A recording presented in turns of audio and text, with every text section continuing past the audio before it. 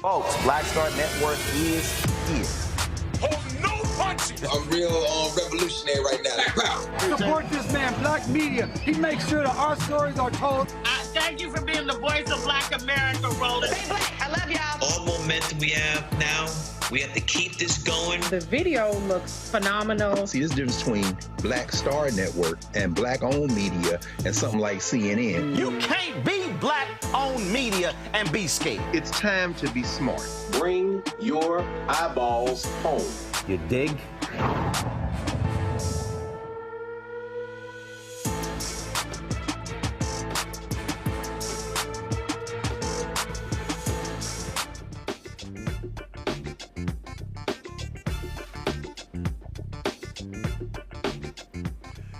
Today is Tuesday, September 24, 2024. Coming up on Roland Martin Unfiltered, streaming live on the Black Star Network in less than an hour. The state of Missouri will execute a black man that is likely innocent. We'll talk about the case of Marcelus Williams.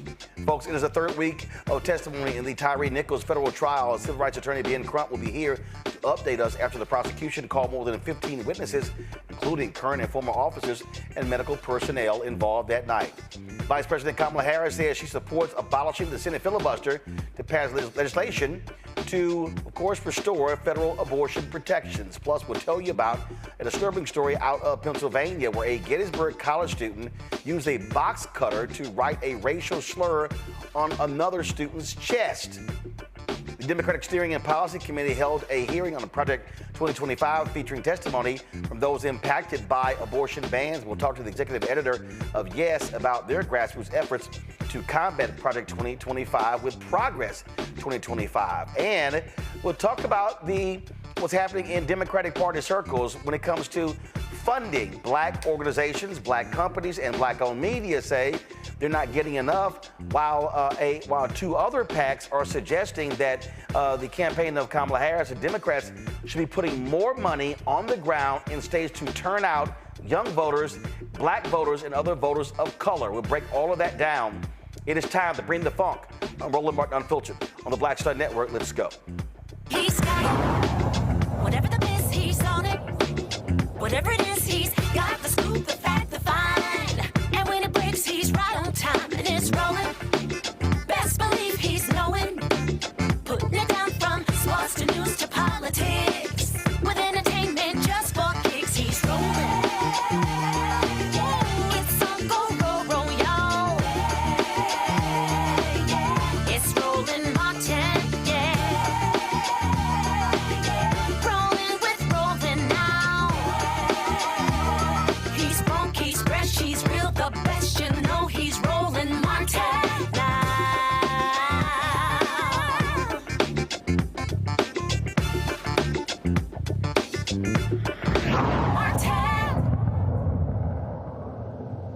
Folks, in less than an hour, the state of Missouri is going to execute a man that prosecutors say is likely innocent. Just moments ago, the U.S. Supreme Court refused to stop the execution of Marcelus Williams. Marcelus Williams was convicted of murdering a woman, stabbing her 43 times. Yet, St. Louis County District Attorney Wesley, he says that he disagrees with the previous prosecutor's role in that case, suggesting that there were issues with the jury, but also when it comes to evidence. And the widow of the person who was killed also said the death penalty should not be used, even though the DA has talked about how this case should be thrown out. The legislature, the state attorney general, the governor of Missouri all said no, they're going to move forward with the execution. As I said, it went forward to the Supreme Court. The three justices who appointed by Democratic presidents, Sotomayor, Kagan, as well as Ketanji Brown Jackson, all voted to stop the execution. This is a statement from the Midwest Innocence Project. Tonight, Missouri will execute an innocent man, Marcellus Khalifa Williams. The victim's family opposes his execution. Jurors who originally, give me 1 second, I'm just going to want to show you the statement that they actually put forth.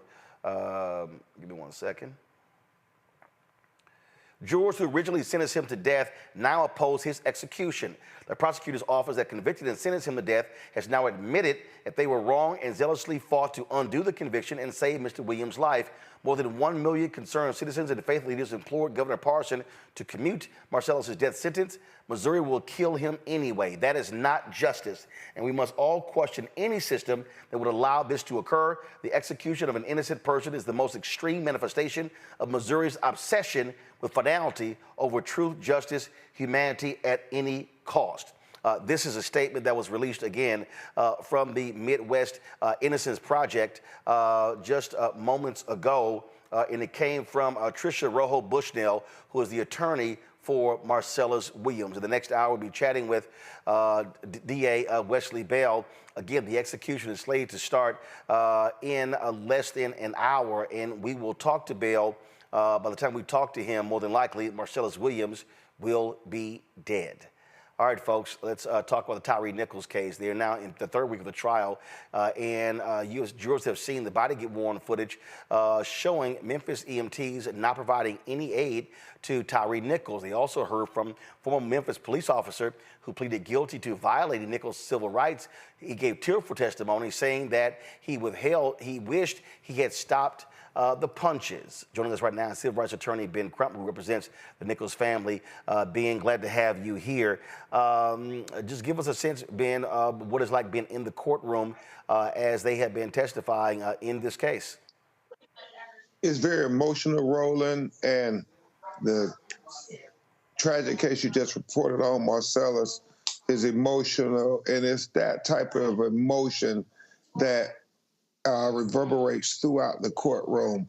You heard Officer Martin and Officer Mills, who both have pled guilty, come to court. And as you said, Mills was asking for forgiveness from Tyree Nichols' mother, Robin. He said he prays for Tyree's son because he know how difficult it is for a young black person to grow up without a father. And so it was just heart-wrenching. However, when he could have done something about it, Roland, he didn't do it. Even though he said he didn't punch much or anything, but he could have tried to stop the other offenders from brutally beating Tyree Nichols to death. You heard the former Sergeant Dwayne Smith, who retired shortly after, who was the supervisor of this Scorpion unit. He came to court and said that they all took affirmations and certifications to intervene if an officer was using excessive force, engaged in excessive force. This is a law that they put in place after George Floyd for the city of Memphis. But yet, all of them have swore to do it. They signed to do it. None of them did it. None of them intervened.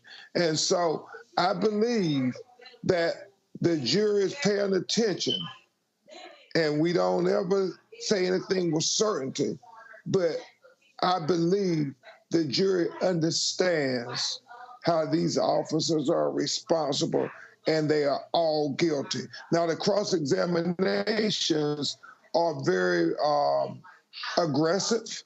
They are coming after these officers who pled and saying, well, you told the truth. You said you told the truth today, but you also swore that you told the truth when you did the police reports. How can this jury believe that you're not just lying to get a better deal for yourself? And so it's a really aggressive trial with many different dynamics, Roland Martin, many dynamics. First of all, at the Congressional Black Caucus Foundation, Tyree Nichols' parents were there. Go to my iPad. It's a photo I took with him. They were there, of course, wearing their buttons. Tyree. They have been going across the country, keeping this alive, keeping this story alive. And have they been in the courtroom every single day? Every single day. They came to the CBC gala They left that Friday afternoon after court got out. They have been steadfast in their conviction to make sure there is justice for Tyree Nichols, full justice. This is, of course, again, emotional. When do you think the prosecutors are going to wrap up their portion, then the defense takes over? Yeah, we're having a provisional outside the courthouse in the morning rolling because the state has told the family and our legal team that they plan to rest tomorrow. Okay. Ben Crump, we surely appreciate it, man. Thank you so very much. Thank you, Roland, always, brother. All right, folks, going to go to a break. We come back. We're going to bring our panel in. We're going to talk about the execution that is moving forward of Marcelus Williams in Missouri. You're watching Roland Martin Unfiltered on the Black Star Network. Bob and I both voted for Donald Trump. I voted for him twice. I won't vote for him again. January 6th was a wake-up call for me. Donald Trump divides people. We've already seen what he has to bring. He didn't do anything to help us. Kamala Harris, she cares about the American people. I think she's got the wherewithal to make a difference. I've never voted for a Democrat. Yes, we're both lifelong Republicans. The choice is very simple. I'm voting for Kamala. I am voting for Kamala Harris. In 2016, Donald Trump said he would choose only the best people to work in his White House. Now those people have a warning for America. Trump is not fit to be president again. Here's his vice president. Anyone who puts himself over the Constitution should never be president of the United States. It should come as no surprise that I will not be endorsing Donald Trump this year. His defense secretary. Do you think Trump can be trusted with the nation's secrets ever again? No. I mean, it's just irresponsible action that places our service members at risk, places our nation's security at risk. His national security advisor. Donald Trump will cause a lot of damage. The only thing he cares about is Donald Trump. And the nation's highest-ranking military officer. We don't take an oath to a king or a queen or to a tyrant or a dictator. And we don't take an oath to a wannabe dictator. Take it from the people who knew him best. Donald Trump is a danger to our troops and our democracy. We can't let him lead our country again. I'm Kamala Harris, and I approve this message. IVF is a miracle for us because it allowed us to have our family. After having my daughter, I wanted more children, but my embryo transfer was canceled 8 days before the procedure. Donald Trump overturning Roe v. Wade stopped us from growing the family that we wanted. I don't want politicians telling me how or when I can have a baby. We need a president that will protect our rights, and that's Kamala Harris. I'm Kamala Harris, and I approve this message. Here's a 78-year-old billionaire who has not stopped whining about his problems. Oh, she had a big crowd. Oh, the crowd. This weird obsession with crowd sizes. It just goes on and on and on.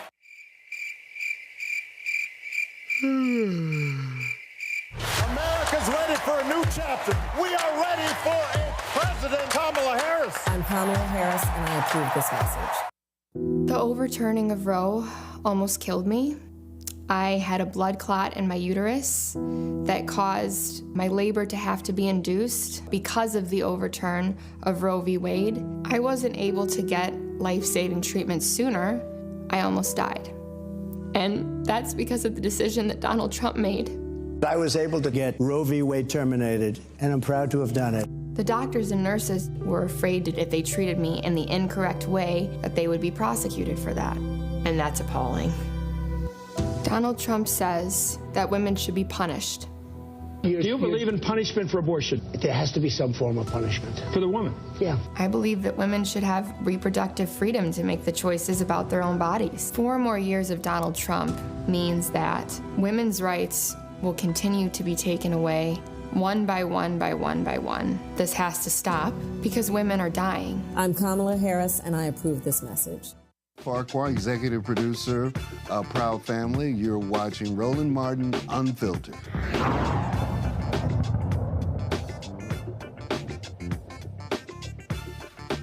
Folks, my pound, Dr. Mustafa Santiago Ali, former senior advisor for environmental justice at the EPA, joining us from D.C. Dr. Larry Walker, assistant professor, University of Central Florida, out of Orlando. Derek Jackson, Georgia State representative, out of Atlanta. Glad to have the three of you here. I'm going to start with you, Derek. This decision out of Missouri. First of all, you have the DA. They said they've been looked at this case. They said that the bottom line is there are some serious issues here when it comes to this case. The county prosecutor. This is the story from the Hill. Wesley Bill, the St. Louis County's current prosecutor, does not stand behind the conviction won by his predecessor, citing concerns Williams' constitutional rights were violated and he may be innocent. Court records show the victim's widower also does not want the death penalty used. Then it says Williams latched on to revelations that the murder weapon was mishandled ahead of the trial. Last month's new test results indicated the knife had DNA on it belonging to two people involved in prosecuting the case. A trial attorney has also admitted to repeatedly touching the knife without gloves. Williams' legal team also claimed that attorney recently admitted he struck a potential juror in the case in part because they were black, which would run afoul of Supreme Court precedent. The state says, no, we disagree. The attorney moments later said, no, absolutely not, when asked if the person was struck because of their race, saying that it was because he and Williams both wore glasses and had similar piercing eyes. That's sort of weird. You know, Roland, that frames up the situation, right? And the reason why I believe they're saying that Marcelus Williams should not be executed this evening is because since 1973, the Death Penalty Information Center has recorded 196. Let me say that again, Roland. 196 exonerations of death row inmates in the United States. And the reason why this 196 were exonerated, because nearly 70% of these cases were involved with misconduct that was done by the police officer or the prosecutor or some other elected official. Nearly 67%, Roland, these cases were exonerated because of perjury or false accusation. And so when you have a case like Marcelus Williams, where the evidence is very clear, as you just articulated, this innocent man should not be killed. It also provides another case, Roland, why we should not have capital punishment in these United States. That's a system that was created many, many, many decades ago. It doesn't work. It continues to fail the system as it relates to criminal justice reform. And so Marcelus Williams should not die this evening. Larry, on that particular point, it was interesting. Earlier, there was a particular tweet National Review put out, talked about how Vice President Kamala Harris, how she is doing or not doing, faring well with Catholic voters. I thought that was interesting. Of course, they were bringing up the issue of abortion. And I said, it's amazing how these same conservatives don't talk about the Catholic Church, how they are just as opposed to the death penalty as they are abortion. Conservatives always look over that aspect. Well, you know how politics work, Roland. It's pick and choose elections. Unfortunately, this is essentially we've been dealt with for the last several election cycles.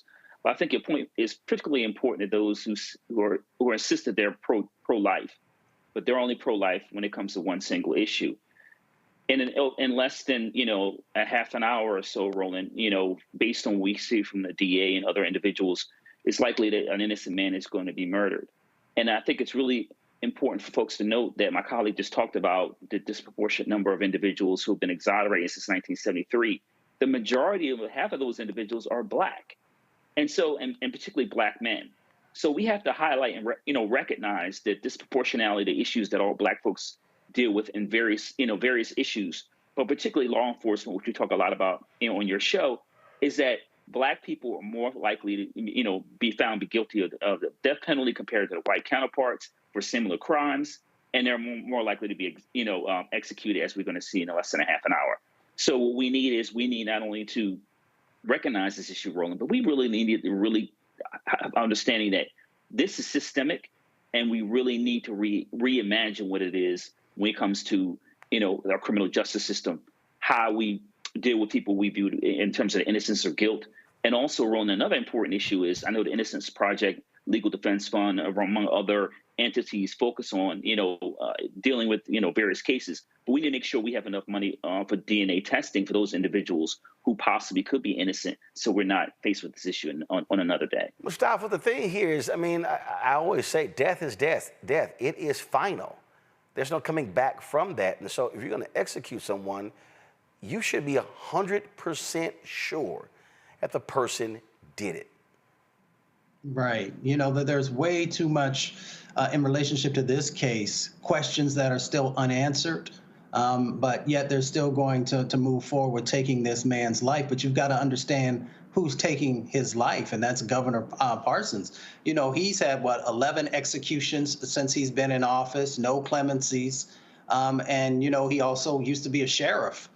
So he comes from a background of really extreme enforcement sets of actions. And unfortunately, as has been shared earlier, by the other brothers who are on the panel, that this is built into the system, all the way back from, when we were freed from being enslaved people. They needed to be able to control us. They needed to be able to set examples to keep people in line. And all the way up until present time, we see that our lives are considered less than valuable.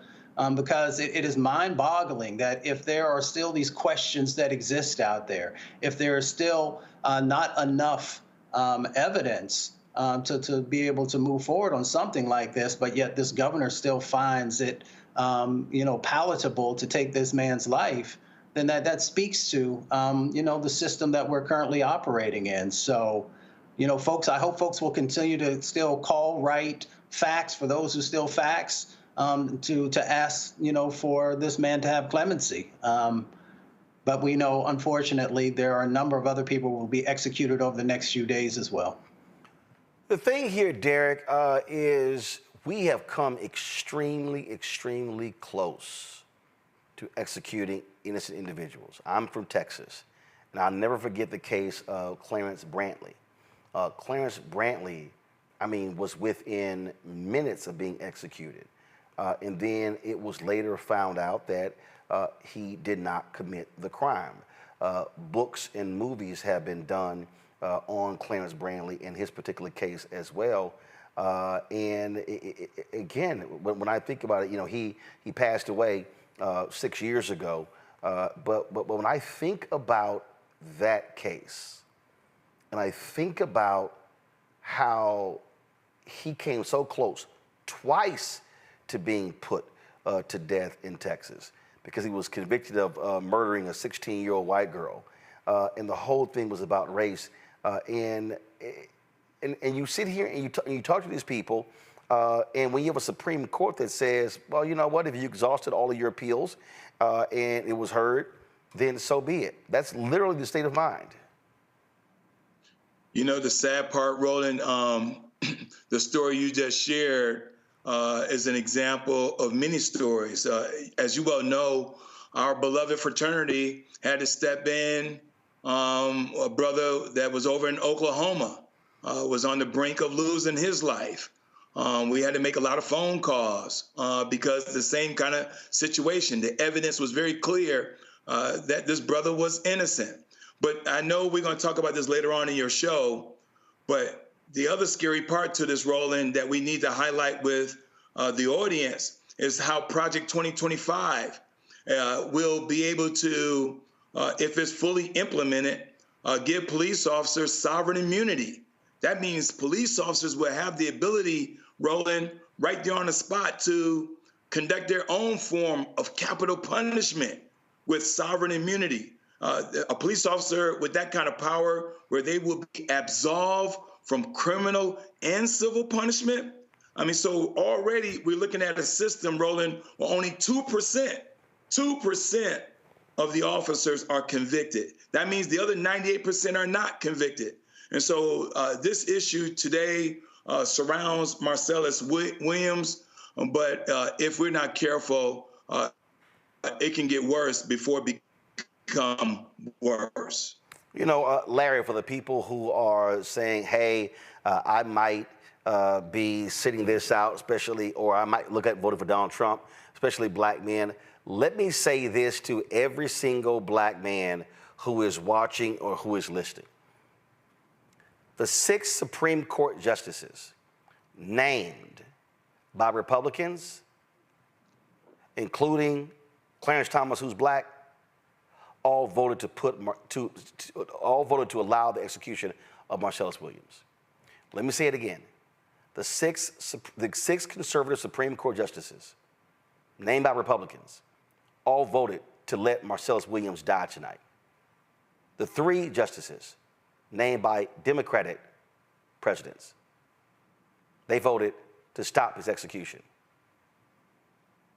Every black man who's considering voting for Trump, or who is choosing to sit the election out, or who is saying, hey, I can't vote for a woman, understand this could be you.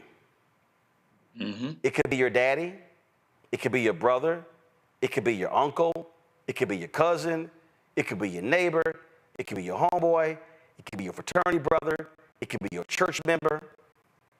This is real. And when you look at all of these cases where black men have been put in prison for things they did not do, put on death row for crimes they did not commit, they too came close to death. So do understand, the next president could very well appoint 1 or 2 Supreme Court justices. So black men, you must ask yourself the question, do you want to see Donald Trump back in the Oval Office appointing hardcore, right-wing, likely white Supreme Court justices who will allow innocent people to be killed via execution? Or will you vote for Vice President Kamala Harris, who will appoint Supreme Court justices, who will have a different interpretation, understanding of cases like this and the death penalty?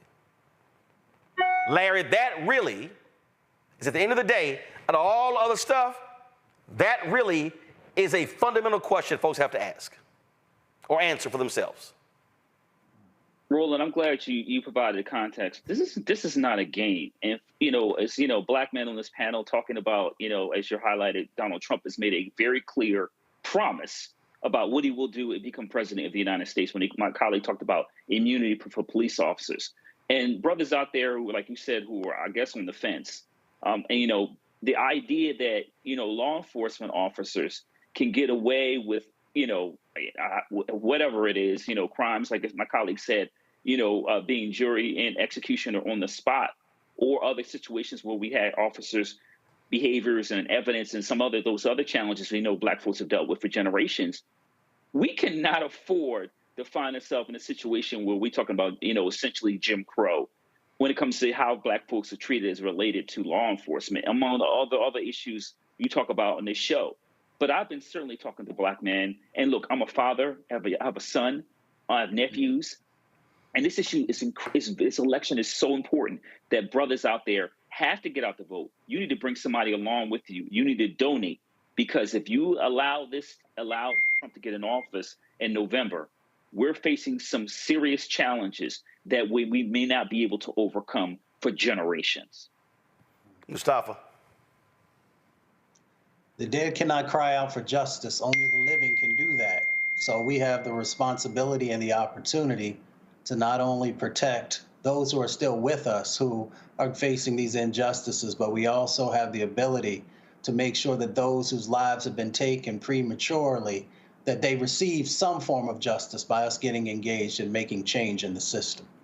All right, folks, going to go to a break. We come back, more on Roland Martin Unfiltered. We'll talk about Georgia Teamsters endorsing Vice President Kamala Harris. That's a huge development as the national organization chooses not to endorse. Also, Vice President Harris reaffirms her position to get rid of the filibuster to pass a bill codifying abortion rights. We'll talk about that as well. Folks, don't forget to support us here at Roland Martin Unfiltered and the Black Star Network. Your support is crucial because we're out there fighting a good fight when it comes to advertising money. It is not easy for black-owned media. Don't forget also, Cash App is still lots of drama. They're limiting transactions daily, weekly, and in fact, we can't even use Cash App for the show because we're an S Corp, not an LLC, so we're trying to work through that. So if you want to support this show, there are 3 ways to give. First of all, 4 ways. You can send your check and money order. P.O. Box 57196, Washington, D.C. 20037-0196. PayPal is R Martin Unfiltered. Venmo is RM Unfiltered. Zelle, Roland at RolandSMartin.com. Roland at RolandMartinUnfiltered.com. We'll be right back. Bob and I both voted for Donald Trump. I voted for him twice. I won't vote for him again. January 6th was a wake-up call for me. Donald Trump divides people. We've already seen what he has to bring. He didn't do anything to help us. Kamala Harris, she cares about the American people. I think she's got the wherewithal to make a difference. I've never voted for a Democrat. Yes, we're both lifelong Republicans. The choice is very simple. I'm voting for Kamala. I am voting for Kamala Harris. In 2016, Donald Trump said he would choose only the best people to work in his White House. Now those people have a warning for America. Trump is not fit to be president again. Here's his vice president. Anyone who puts themselves over the Constitution should never be president of the United States. It should come as no surprise that I will not be endorsing Donald Trump this year. His defense secretary. Do you think Trump can be trusted with the nation's secrets ever again? No. I mean, it's just irresponsible action that places our service members at risk, places our nation's security at risk. His national security advisor. Donald Trump will cause a lot of damage. The only thing he cares about is Donald Trump. And the nation's highest-ranking military officer. We don't take an oath to a king or a queen or to a tyrant or a dictator. And we don't take an oath to a wannabe dictator. Take it from the people who knew him best. Donald Trump is a danger to our troops and our democracy. We can't let him lead our country again. I'm Kamala Harris, and I approve this message. Is a miracle for us because it allowed us to have our family. After having my daughter, I wanted more children, but my embryo transfer was canceled 8 days before the procedure. Donald Trump overturning Roe v. Wade stopped us from growing the family that we wanted. I don't want politicians telling me how or when I can have a baby. We need a president that will protect our rights, and that's Kamala Harris. I'm Kamala Harris, and I approve this message. Here's a 78-year-old billionaire who has not stopped whining about his problems. Oh, she had a big crowd. Oh, the crowd. This weird obsession with crowd sizes. It just goes on and on and on.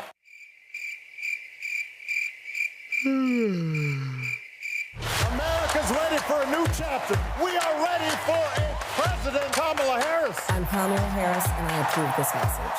The overturning of Roe almost killed me. I had a blood clot in my uterus that caused my labor to have to be induced because of the overturn of Roe v. Wade. I wasn't able to get life-saving treatment sooner. I almost died. And that's because of the decision that Donald Trump made.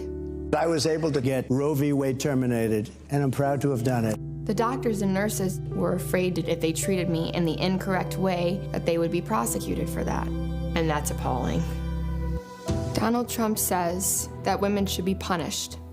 Do you believe in punishment for abortion? There has to be some form of punishment. For the woman? Yeah. I believe that women should have reproductive freedom to make the choices about their own bodies. 4 more years of Donald Trump means that women's rights will continue to be taken away one by one by one by one. This has to stop because women are dying. I'm Kamala Harris, and I approve this message. Me, Sherry Shepard, and you know what you're watching, Roland Martin Unfiltered.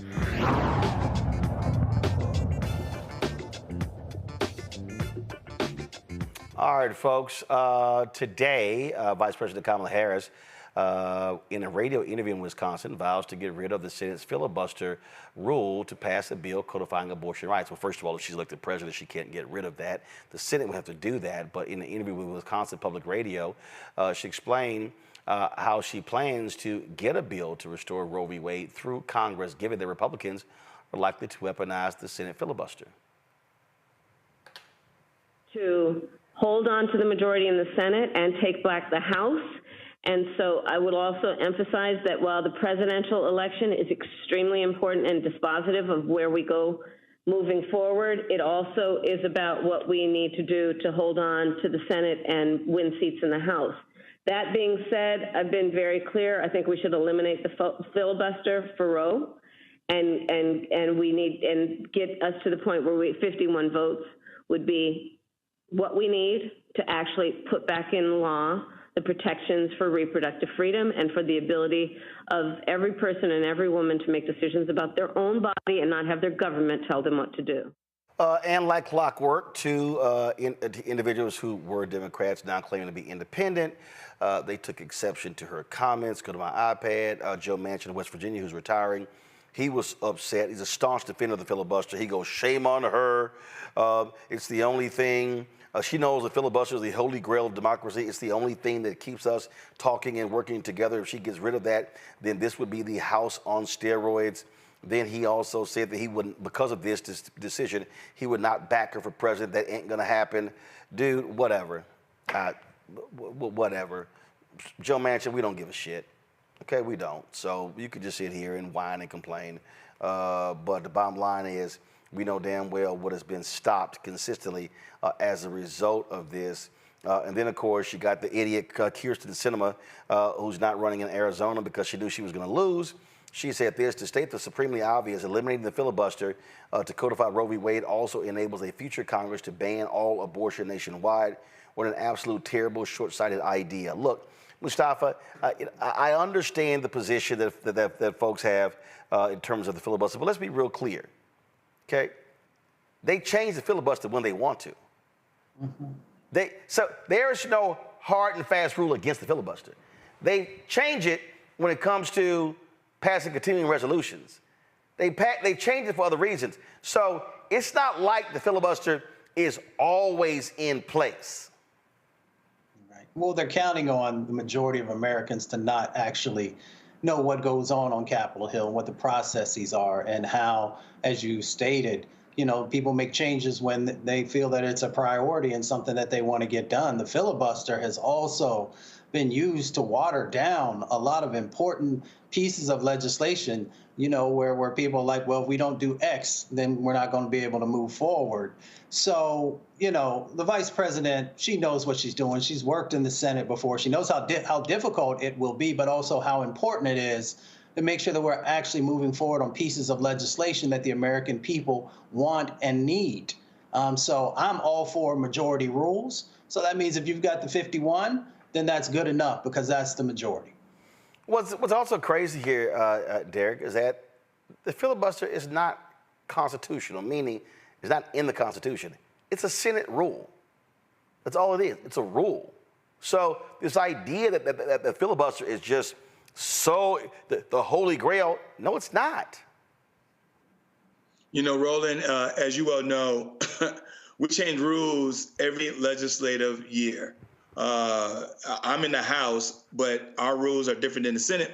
But you're exactly right. The filibuster or the nuclear option, these types of things are simply rules. The bottom line, if she's already signaling to the public at large, Roland, that she needs a trifecta. One, she's trying to tell everybody, start at the top of the ticket, go all the way down, because in order for me to do some of the things that I'm out here promising, I need a Senate that's Democratic. I need a House that has a brother by the name Hakeem Jeffries as the Speaker of the House, and of course the White House. When you got that trifecta, as you well know, Roland, also that a lot of these things that she's going to need, she may, and she's skilled, right? She was in the Senate, so she knows the rules. But a lot of these things she's promising, from the George Floyd Act to the John Lewis Voting Rights Act to the Freedom Act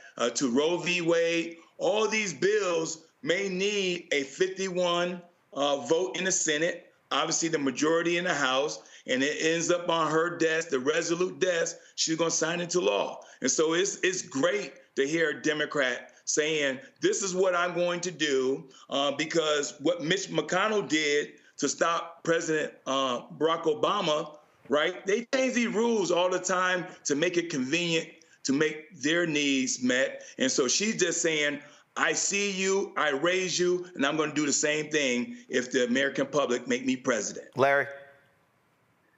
I need, Senator Schumer, since we're talking about the removing the filibuster, to get on board. Because listen, Roland, let's keep it 100. What the filibuster is doing, and my colleague highlighted two critically important bills as it relates to the Black community. What it's essentially doing is denying a multiracial, ethnic, population, America, the opportunity to live and be free. And that's the bottom line. And so I'm glad the VP and hopefully future president acknowledge that the filibuster needs to be changed. But we need some of the Democrats, old school Democrats, to realize that you cannot continue to ask people to vote for you and then turn around and not use the power to once again make sure those that increasingly, racial and ethnic groups and religious groups who are continually growing our society have the rights they need to, like I said, walk the streets, and also women's body autonomy, some of these other issues that the VP talked about today. So it's time for some of those old guard Democrats to get on board.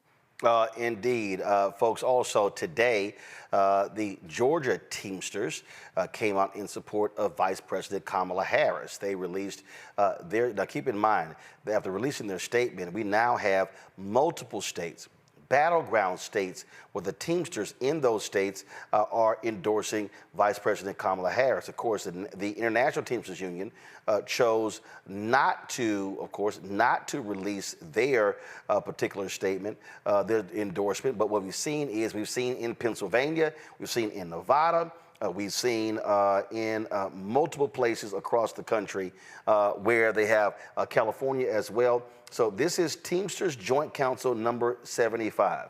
Okay, and so actually go to my let's do something. Go to my iPad. I'll pull it up because I want to zoom in on some of this here so y'all can actually see it at home. And so you see all of the affiliates they actually support. So once we it says the Executive Board of Teamsters Joint Council 75 is proud to announce our endorsement of the Kamala Harris and Tim Walz ticket for President and Vice President of the United States. Joint Council 75 represents 10 local unions across Florida, Georgia, and Alabama. The candidate's strong track record on workers' rights and advocacy stands in clear contrast to that of the Republican nominee Donald Trump. As the election draws near, we believe it is important to share our perspective on which candidate truly stands up for all workers, especially union members. The record is clear. Whether it's backing funding for union members and retiree pensions, ensuring a strong pro-worker, pro-union National Labor Board, or supporting the Protecting the Right to Organize Act, the Harris-Walz ticket is the best choice for organized labor. This right here, Derek, it shows you, again, you got these white union members who love themselves from Donald Trump, but people supporting him want to get rid of the National Labor Board. They do not support union workers, and they were not backing. Not a single Republican voted to protect their pensions. And so it's amazing how these folks on the international level, literally are looking at going against their own economic interest. Not only do they vote against their own economic interests, Roland, they're breaking their own, voting streak, right? I mean, the Teamsters always endorse a Democratic candidate. And so the local Teamsters said, well, although the international Teamsters will not endorse her, the 1.5 million active and retired members saying we're going to get behind her because this party is always pro-working families and the ones who saved our pensions. The record is very clear what this is all about. And to your point, Roland, these individuals who are on the top, who elected not to endorse her, they're sending a signal to Trump. But the local Teamsters are very clear saying, no, we're not buying what you're selling, and the 1.5 million of us are following Vice President Kamala Harris. This is obviously important, Mustafa, because they can put boots on the ground. They can do door knocking, phone banking, and put their resources in these critical states. So the hell with the international endorsement, having these Teamsters in Georgia, Pennsylvania, Wisconsin, Nevada, Michigan endorse her, that's really the key. Oh, it most definitely is. I'm third generation union, and I understand, the power that exists there, being able to have those local connections. People respect, the individuals who are part of the unions, and they know that not only are they looking out for their families, but they're looking out for the communities where they come from. So having those endorsements carry a lot of weight. They carry more weight than when we see some of these celebrities saying stuff.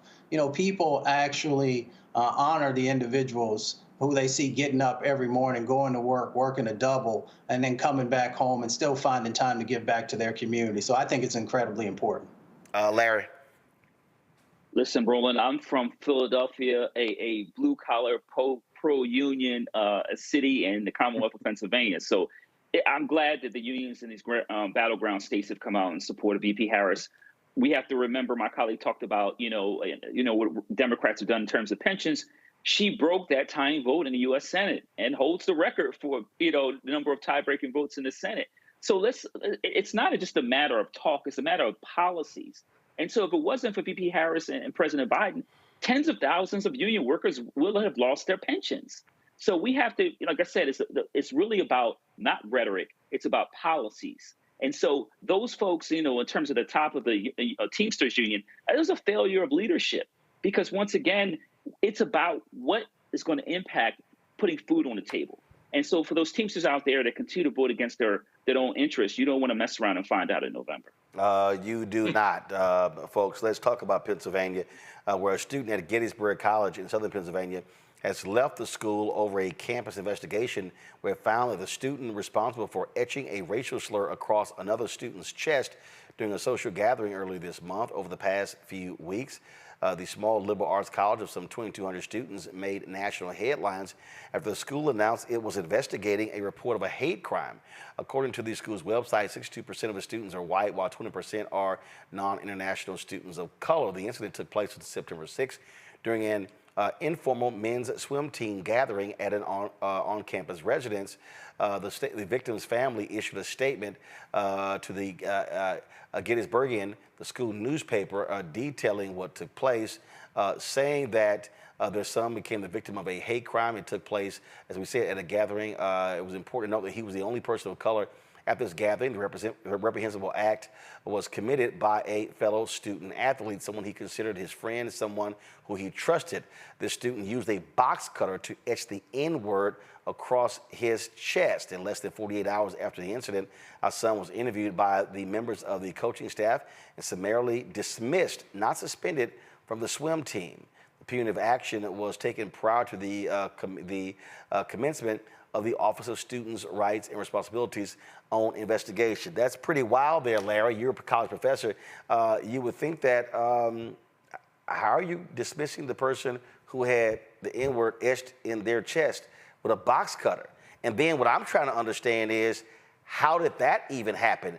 Was he being held down against his will by the other members of the swim team? This is a wild story, Roland. And you said, I'm a professor in higher education.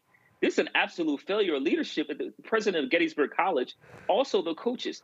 How does a student get suspended before this even went to, it was under, the university had the opportunity to investigate this issue? The other thing is, Roland, that this is not, sometimes when, white kids commit these crimes, they kind of brush it off. He used a box cutter. And it was also clear, Roland, in terms of the failure of leadership, that they didn't once, even though it was an investigation, they should have contacted law enforcement, which they did not.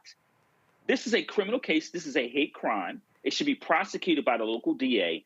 And that student, not only in terms of being reinstated, obviously, the swim team, but I hope, and I read the statement from the family, they should sue the university because the president and all the coaches, they all failed this, and also his classmates and his teammates, they absolutely failed him. And as the details of how this exactly went down, as you described, comes out, we really need to make sure those individuals responsible, that their names are front and center on TV.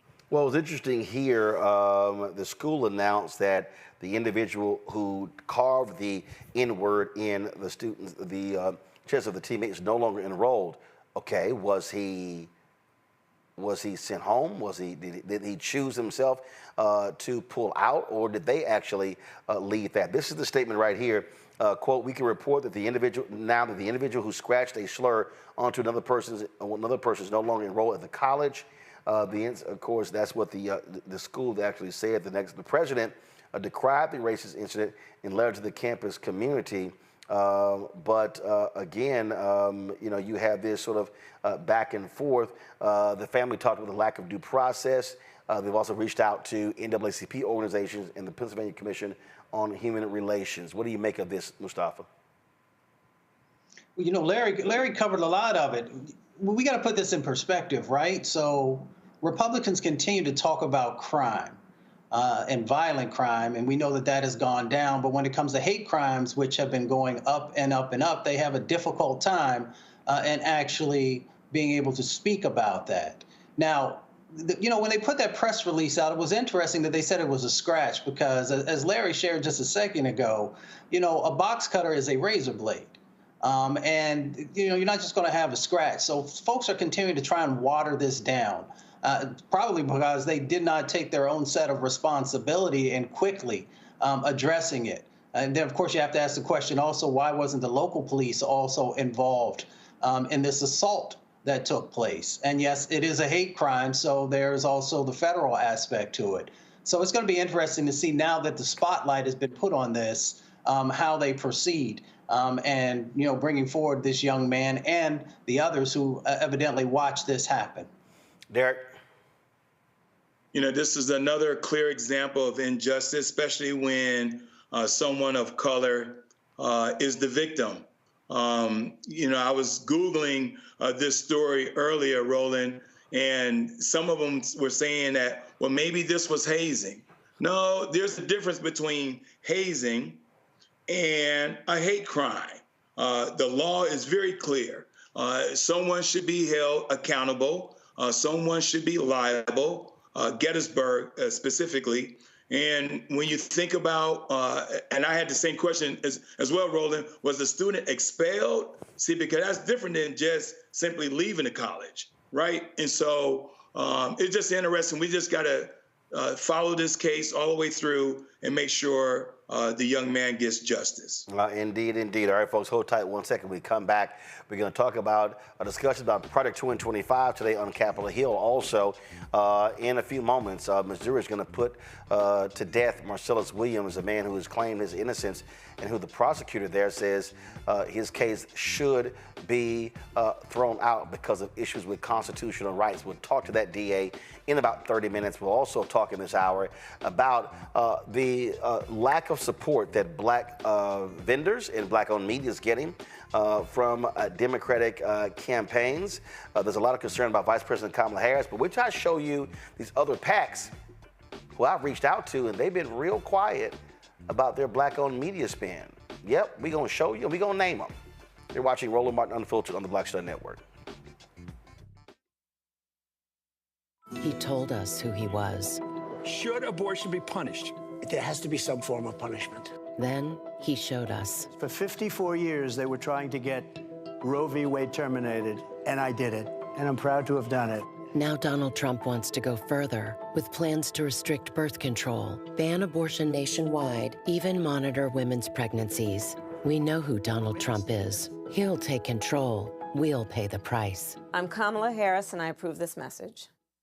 Bob and I both voted for Donald Trump. I voted for him twice. I won't vote for him again. January 6th was a wake-up call for me. Donald Trump divides people. We've already seen what he has to bring. He didn't do anything to help us. Kamala Harris, she cares about the American people. I think she's got the wherewithal to make a difference. I've never voted for a Democrat. Yes, we're both lifelong Republicans. The choice is very simple. I'm voting for Kamala. I am voting for Kamala Harris. In 2016, Donald Trump said he would choose only the best people to work in his White House. Now those people have a warning for America. Trump is not fit to be president again. Here's his vice president. Anyone who puts themselves over the Constitution should never be president of the United States. It should come as no surprise that I will not be endorsing Donald Trump this year. His defense secretary. Do you think Trump can be trusted with the nation's secrets ever again? No. I mean, it's just irresponsible action that places our service members at risk, places our nation's security at risk. His national security advisor. Donald Trump will cause a lot of damage. The only thing he cares about is Donald Trump. And the nation's highest-ranking military officer. We don't take an oath to a king or a queen or to a tyrant or dictator, and we don't take an oath to a wannabe dictator. Take it from the people who knew him best. Donald Trump is a danger to our troops and our democracy. We can't let him lead our country again. I'm Kamala Harris, and I approve this message. IVF is a miracle for us because it allowed us to have our family. After having my daughter, I wanted more children, but my embryo transfer was canceled 8 days before the procedure. Donald Trump overturning Roe v. Wade stopped us from growing the family that we wanted. I don't want politicians telling me how or when I can have a baby. We need a president that will protect our rights, and that's Kamala Harris. I'm Kamala Harris, and I approve this message. Here's a 78-year-old billionaire who has not stopped whining about his problems. Oh, she had a big crowd. Oh, the crowd. This weird obsession with crowd sizes. It just goes on and on and on.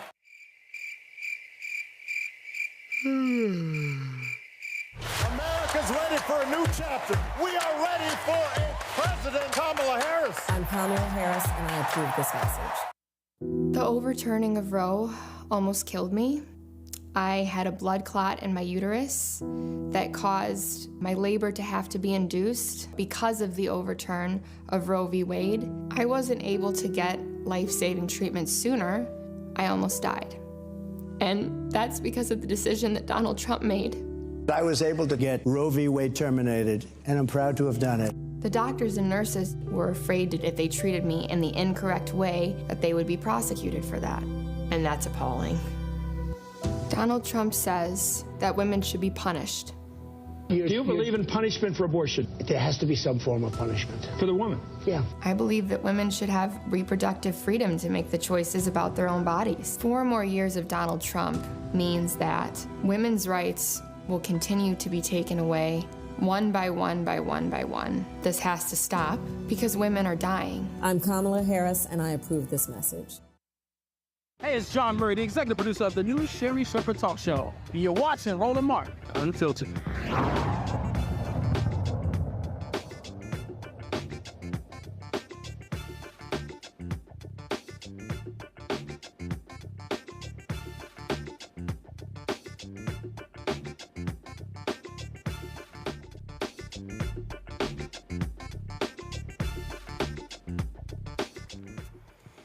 Today, Democratic leaders and the Democratic Steering and Policy Committee held a hearing on Trump's Project 2025. The hearing featured testimony from everyday Americans who know firsthand how Trump's Project 2025 has or will hurt them and their families. The purpose of today's hearing was to explore the impact of proposals to criminalize abortion nationwide, hurt the middle class, and end Social Security and Medicare as we know it. Here's some of the testimony.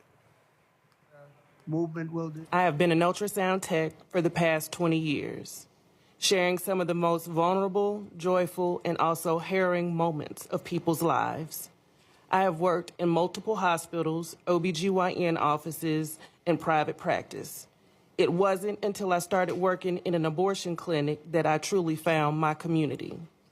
I wake up every day loving what I do, knowing I make a difference each and every day for the people to whom I give care. I am grateful and blessed to help the folks that come into my ultrasound room.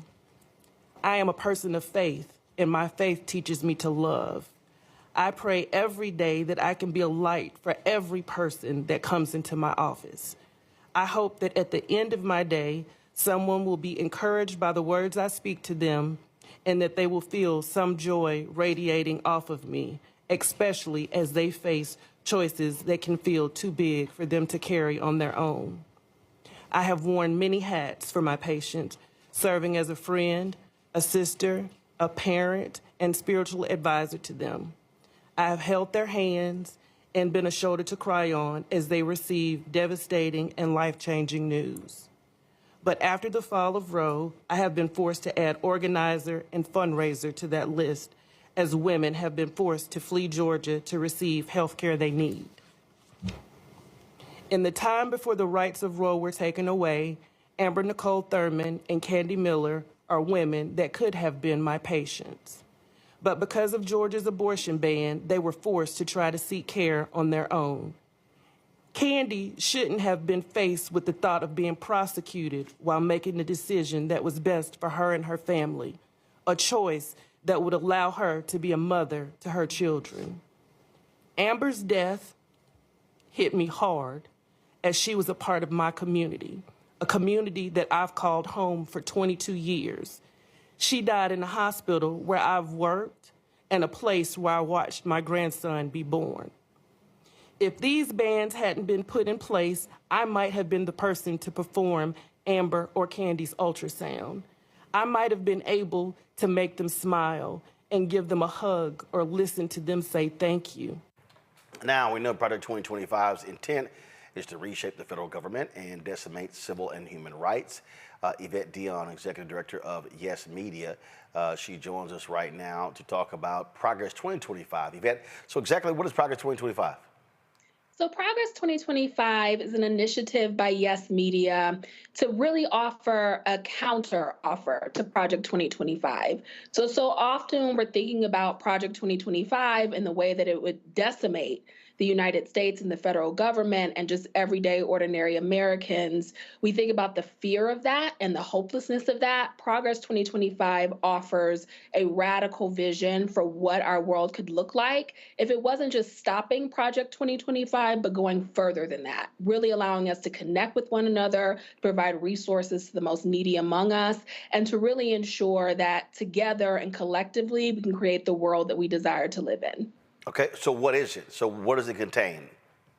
So it's a hub of ideas, of stories, particularly reported stories, that focus on 10 key areas. So we have immigration, we have reproductive health, reproductive justice, we have civil liberties, economics, racial justice, policing. So essentially organizers and activists who are on the ground reporting about what their communities are doing to create solutions that can be implemented across the United States. Okay, so if folks want to actually see what Progress 2025 is, where do they go? They can go to progress2025.org, which would redirect them to yesmagazine.org, where they can read this wealth of stories about what we're hoping these solutions can be to Project 2025. Mustafa? Well, thank you for everything that you're doing. Can you talk about some of the folks who have been a part of the design of Project 2025 and some of the, examples of how real change can happen? Absolutely. So as we know, Project 2025 is funded by the Heritage Foundation, and essentially they're creating an entire vision of what the United States would look like. So we know what that would look like for Black folks. We know what that would look like for queer folks. We know what that would look like for low-income folks.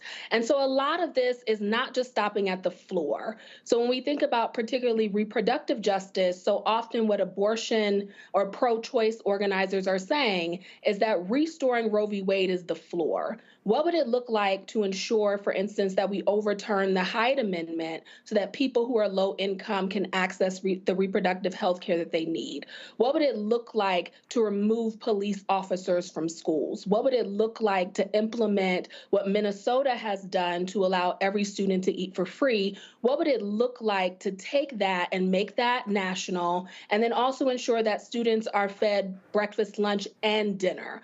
And so there are a number of organizations and activists who are already doing this on a local level. And so the question is, how do you take that and nationalize it? What would that look like to do that on a national scale? So that's what Progress 2025 aims to do. Larry? Yes, thank you for all your work. I'm curious in terms of, you talked about kind of working with a lot of grassroots organizations. Can you talk about the kind of reach you've had so far? Have you worked college campuses, HBCUs, Hispanic serving institutions, et cetera? And, are you have you connected with folks in each state? So can you kind of unpack that a little bit?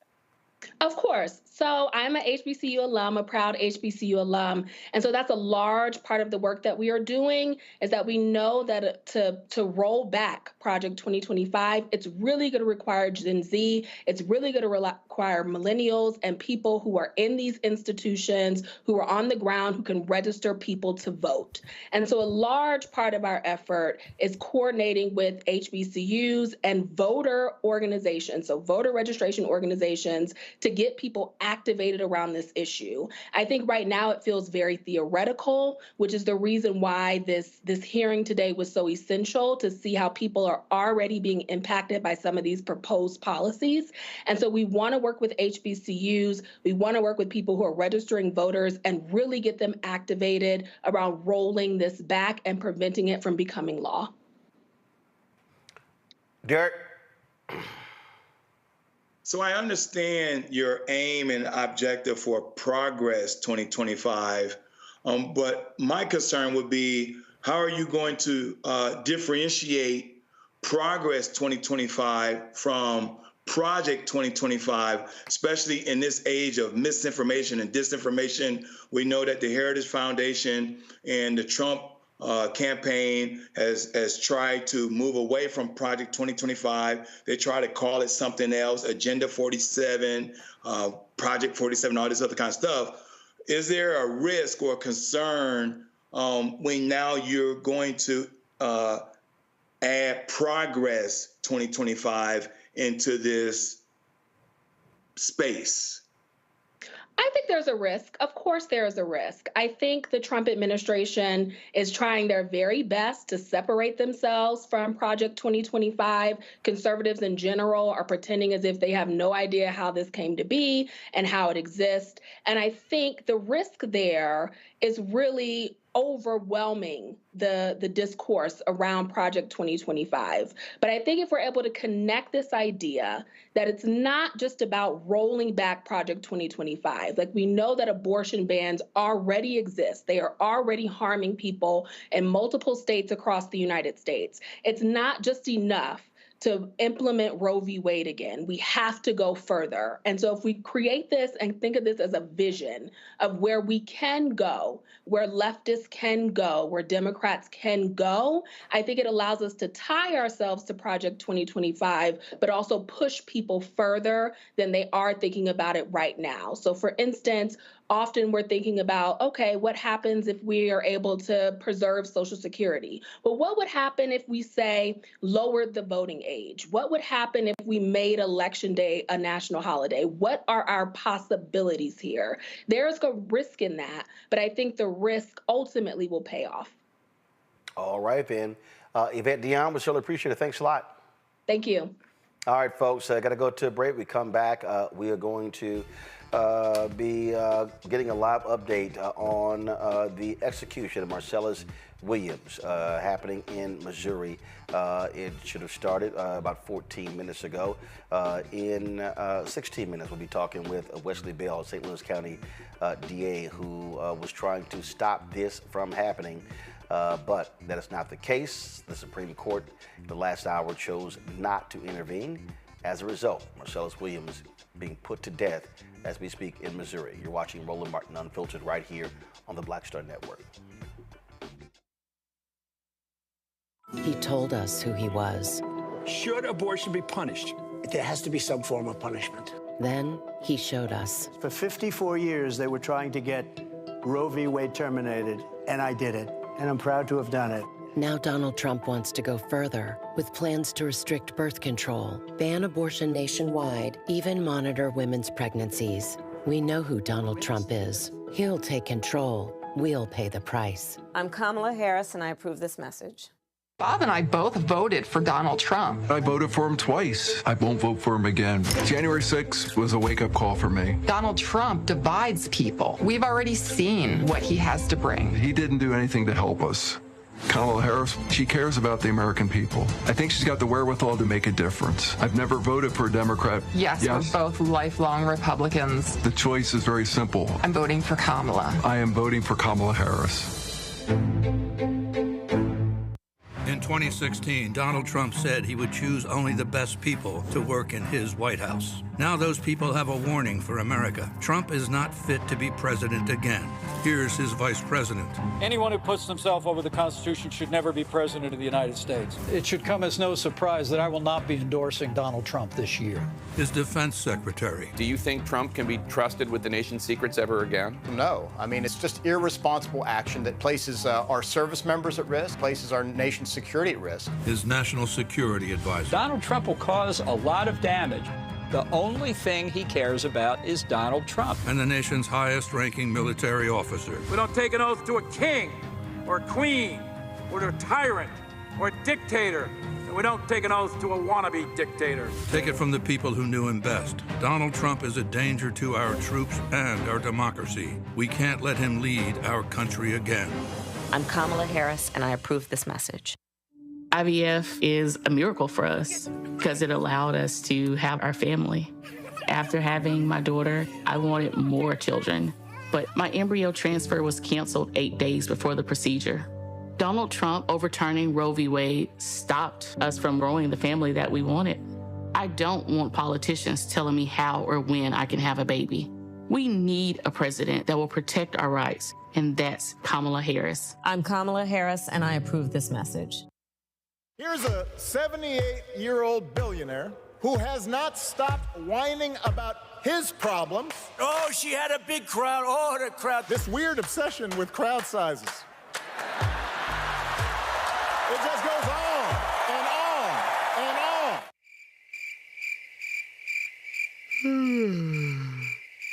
America's ready for a new chapter. We are ready for a President Kamala Harris. I'm Kamala Harris, and I approve this message. The overturning of Roe almost killed me. I had a blood clot in my uterus that caused my labor to have to be induced because of the overturn of Roe v. Wade. I wasn't able to get life-saving treatment sooner. I almost died. And that's because of the decision that Donald Trump made. I was able to get Roe v. Wade terminated, and I'm proud to have done it. The doctors and nurses were afraid that if they treated me in the incorrect way, that they would be prosecuted for that. And that's appalling. Donald Trump says that women should be punished. Do you believe in punishment for abortion? There has to be some form of punishment for the woman. Yeah. I believe that women should have reproductive freedom to make the choices about their own bodies. 4 more years of Donald Trump means that women's rights will continue to be taken away one by one by one by one. This has to stop because women are dying. I'm Kamala Harris, and I approve this message. Me, Sherry Shepard, with Sammy Roman. I'm Dr. Robin B., pharmacist and fitness coach, and you're watching Roland Martin Unfiltered.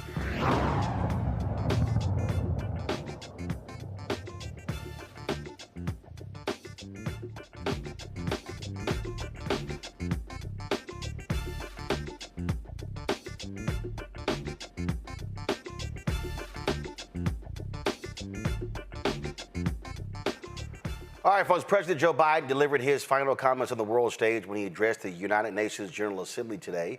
Of course, this was a gathering there and where all the world leaders come together on an annual basis to speak to issues. And so here are some of the president's comments.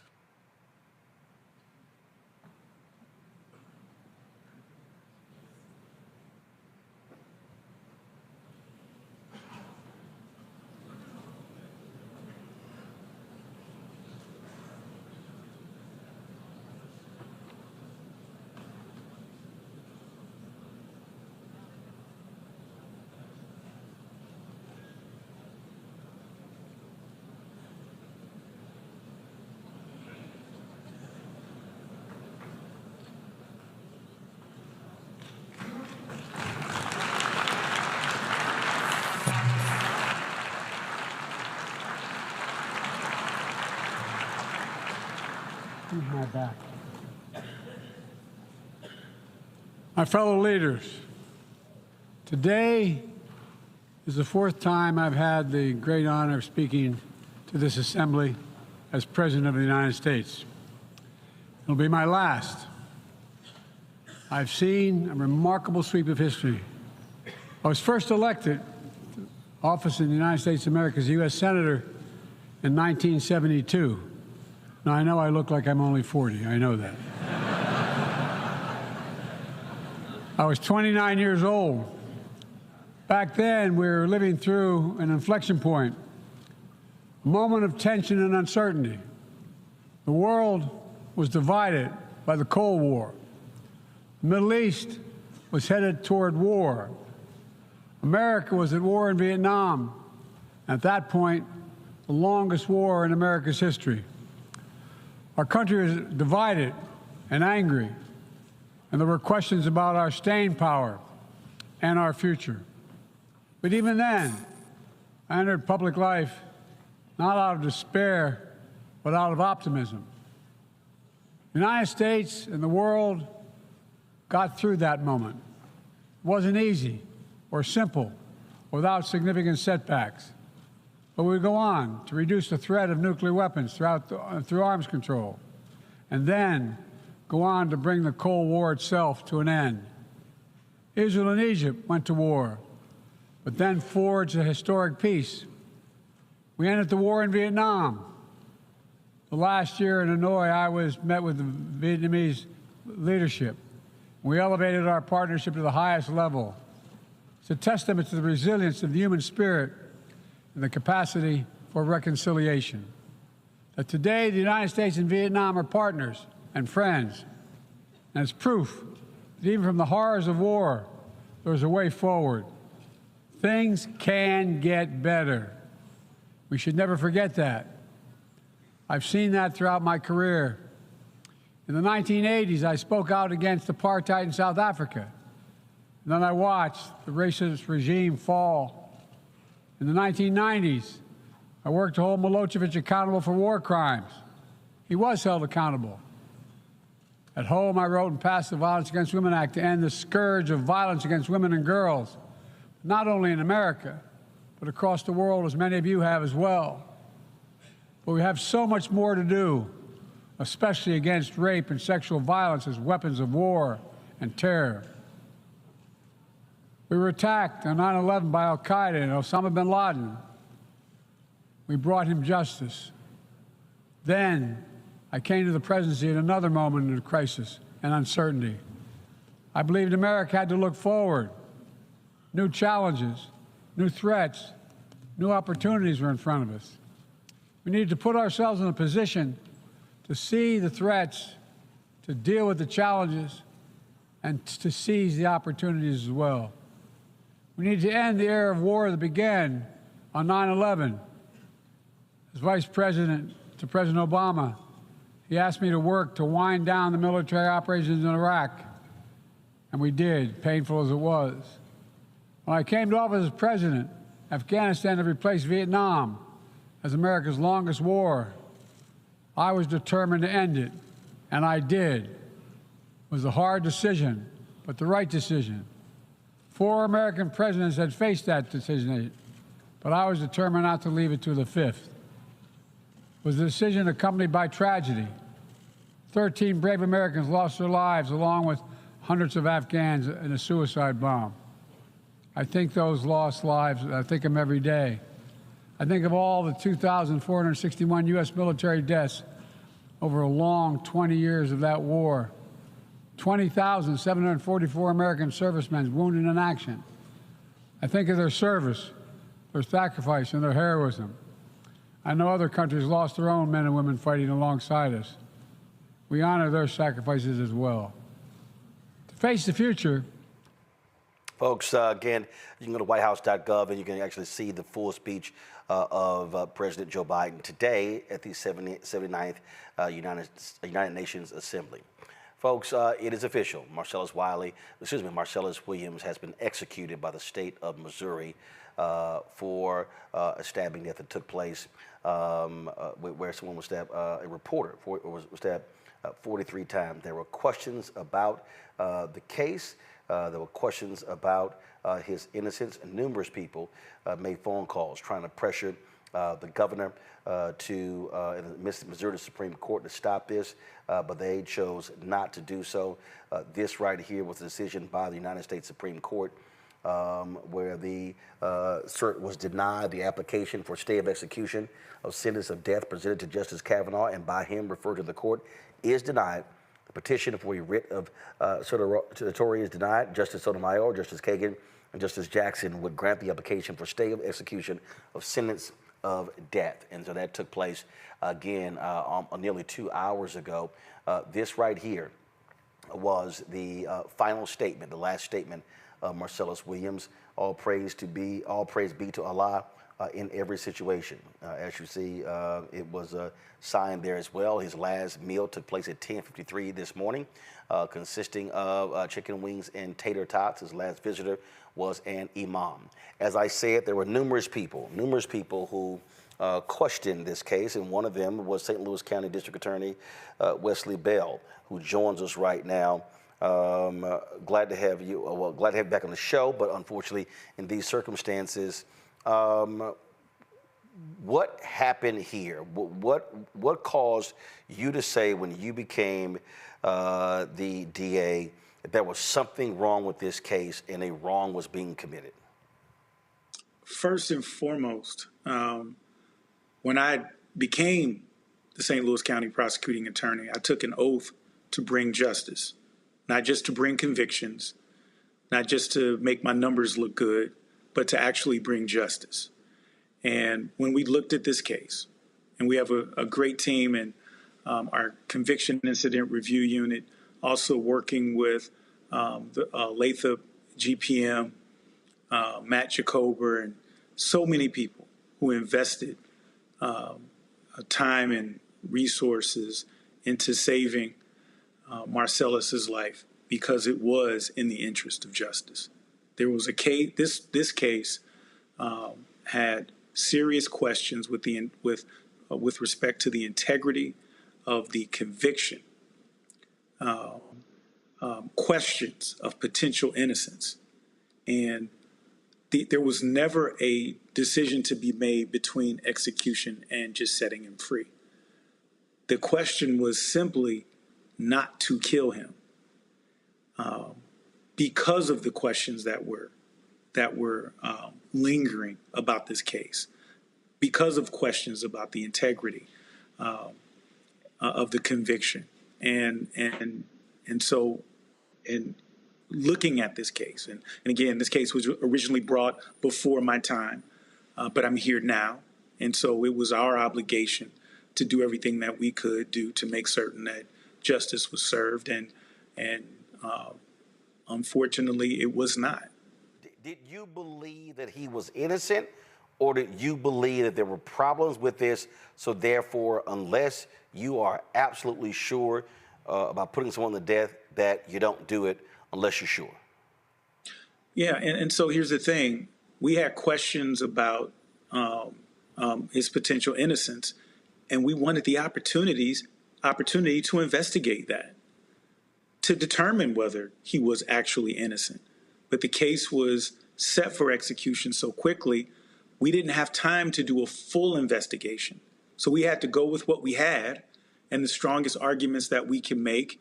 And so we did that, working with not only our folks in our office, folks from Lathrop GPM, who I mentioned earlier, working around the clock to address the injustices that we saw because of the questionable convictions. And to your point, if there is a shadow of a doubt with respect to a conviction, the last option on the table should be execution.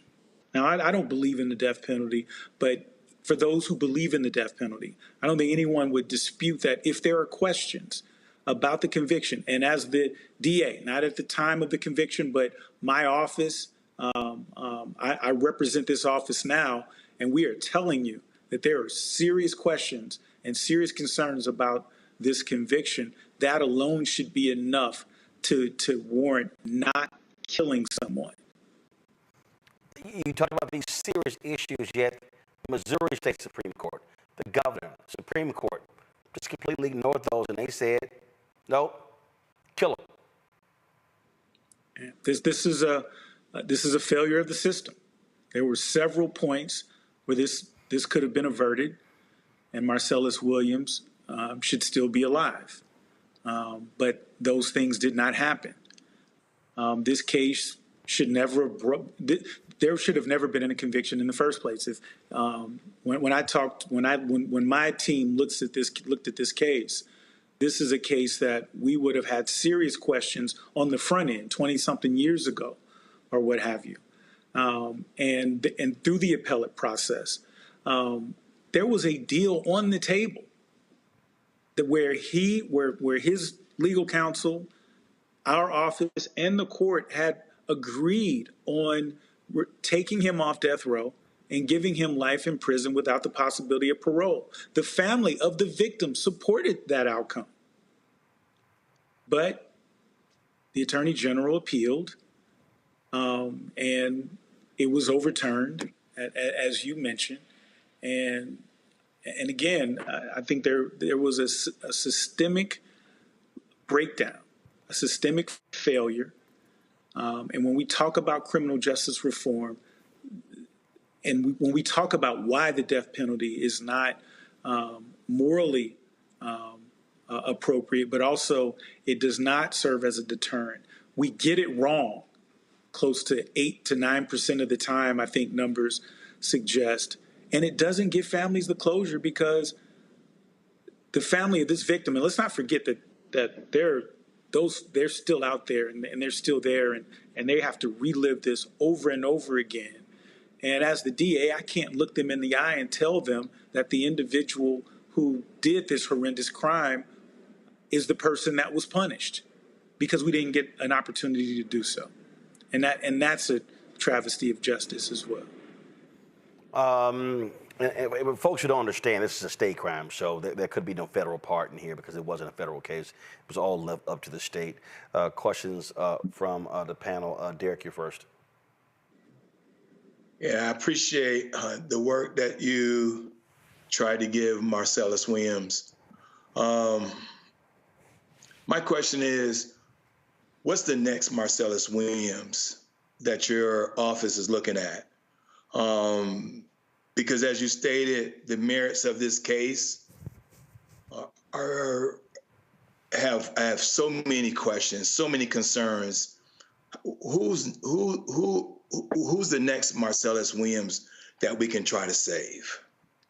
You know, I think that we have to take a really long look in the mirror as a society, the last westernized country to still implement and utilize the death penalty. When I came into office on day one, I announced that under my administration, we would never ask for the death penalty, and we've stood by that. There are cases that are still coming, obviously, from before my time as prosecutor and around the country as well. But what happens is that we find these cases determined based on partisan standing. And in this case, we look at the U.S. Supreme Court's decision, which fell on partisan lines. The Democrats rightfully dissented in this case, Justice Sotomayor, Jackson, and there was one more Supreme Court justice who dissented. And simply, and I just want to be clear, and I think it's important for people to understand this.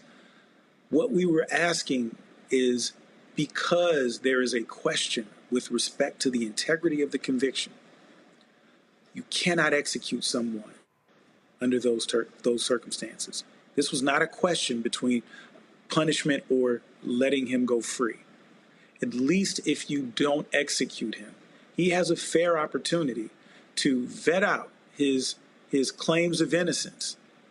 And we get to find out, and the family would get to find out ultimately what actually happened and who should be held accountable. And as the person in my county who gets to make the decisions on charges, change charges, dismiss charges, this was a sobering situation when I had no control. And as the representative who runs the office, you would think that more deference would have been given to the actual office saying there are questions about this conviction. Larry? Yeah, so thanks for appearing this evening in a solemn evening. And I'm wondering from a legislative standpoint in the state of Missouri, what do you think that some of the things that state legislators should do, mechanisms in place to avoid we talked earlier in the show about disproportionate rate in which Black people find themselves on death row and those exonerated.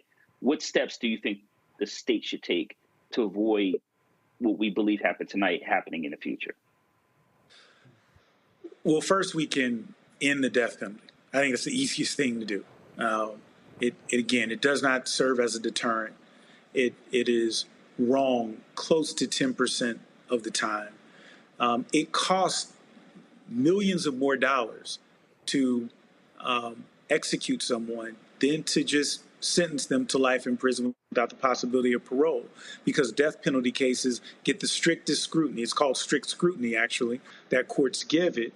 And so so all of these appeals come in because you're doing something that you cannot undo, as opposed to life in prison, which can be undone by releasing individuals when they're found to be innocent or what have you.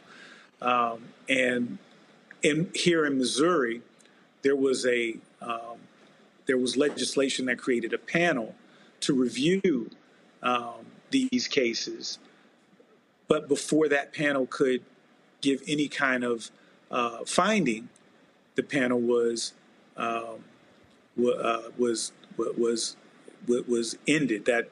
So we never got an opportunity to find out what that panel would have recommended, what that panel knew or didn't know. We never got to see that because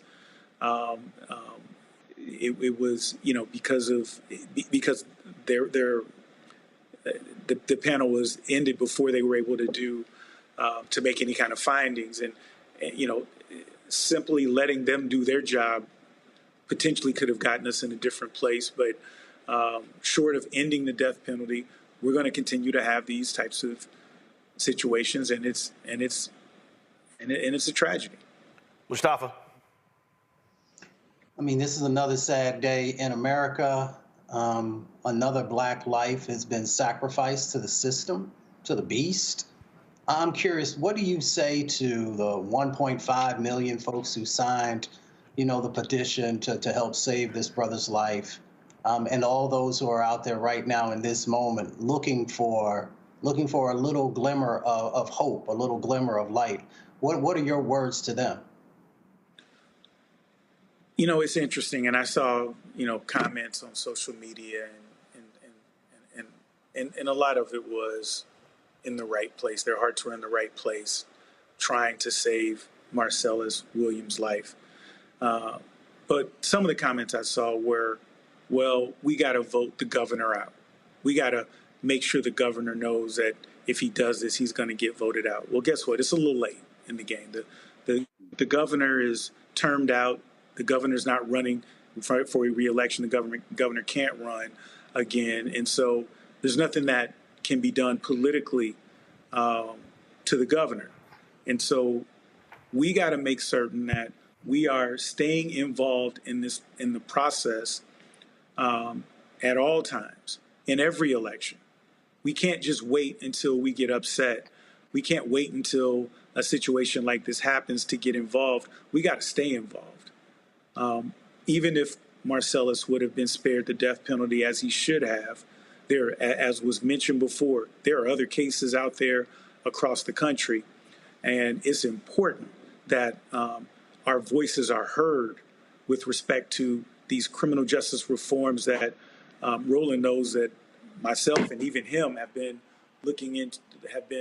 championing for years. We got to be savvy about the fight. We got to be savvy about how we navigate and making certain that we show up at every single election. And this has to be one of the issues that we show up for. And candidates have to know that if we're going to support them, that we want this to be front and center. And so there's a lot more work to be done and a lot more lives to be saved. DA Wesley Bell, we appreciate it. Thank you so very much. And the fight does indeed continue. And a reminder to people, there's a big U.S. Senate race in Missouri this year. And so if those folks in Missouri who are upset with this decision, guess what? You can take Josh Hawley out as a United States Senator and put in a voice of reason. So that's one way people can also respond. We appreciate it. Thanks a lot.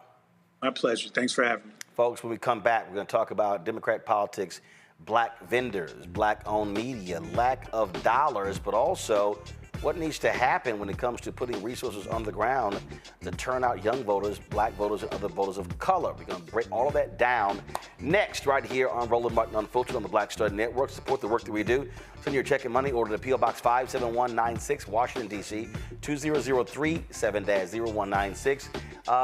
PayPal, R. Martin Unfiltered. Venmo's RM Unfiltered. Zelle, Roland at RolandSMartin.com, Roland at RolandMartinUnfiltered.com. We'll be right back. He told us who he was. Should abortion be punished? There has to be some form of punishment. Then he showed us. For 54 years, they were trying to get Roe v. Wade terminated, and I did it, and I'm proud to have done it. Now Donald Trump wants to go further with plans to restrict birth control, ban abortion nationwide, even monitor women's pregnancies. We know who Donald Trump is. He'll take control. We'll pay the price. I'm Kamala Harris, and I approve this message. Bob and I both voted for Donald Trump. I voted for him twice. I won't vote for him again. January 6th was a wake-up call for me. Donald Trump divides people. We've already seen what he has to bring. He didn't do anything to help us. Kamala Harris, she cares about the American people. I think she's got the wherewithal to make a difference. I've never voted for a Democrat. Yes, we're both lifelong Republicans. The choice is very simple. I'm voting for Kamala. I am voting for Kamala Harris.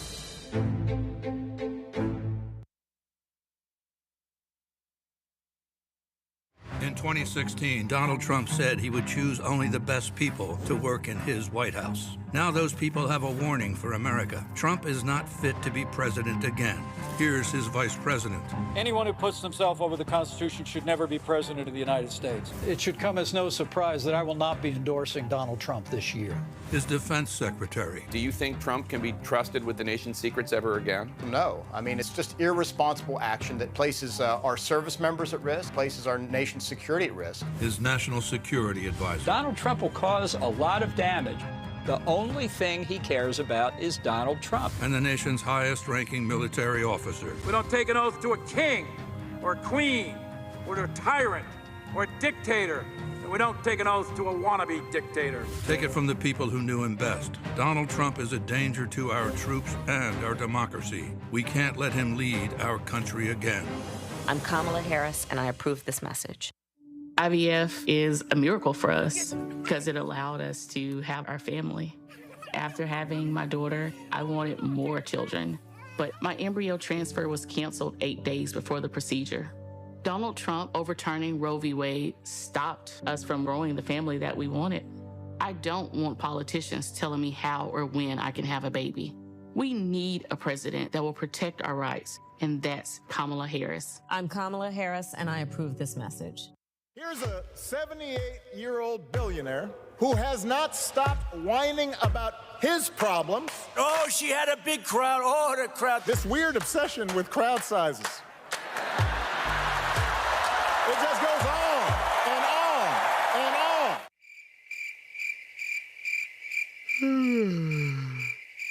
America's ready for a new chapter. We are ready for a President Kamala Harris. I'm Kamala Harris, and I approve this message. The overturning of Roe almost killed me. I had a blood clot in my uterus that caused my labor to have to be induced because of the overturn of Roe v. Wade. I wasn't able to get life-saving treatment sooner. I almost died. And that's because of the decision that Donald Trump made. I was able to get Roe v. Wade terminated, and I'm proud to have done it. The doctors and nurses were afraid that if they treated me in the incorrect way, that they would be prosecuted for that. And that's appalling. Donald Trump says that women should be punished. Do you believe in punishment for abortion? There has to be some form of punishment for the woman. Yeah. I believe that women should have reproductive freedom to make the choices about their own bodies. 4 more years of Donald Trump means that women's rights will continue to be taken away one by one by one by one. This has to stop because women are dying. I'm Kamala Harris, and I approve this message. I am Tommy Davidson. I play Oscar on Proud Family, Louder and Prouder. Right now, I'm rolling with Roland Martin, unfiltered, uncut, unplugged, and undamn believable. You hear me?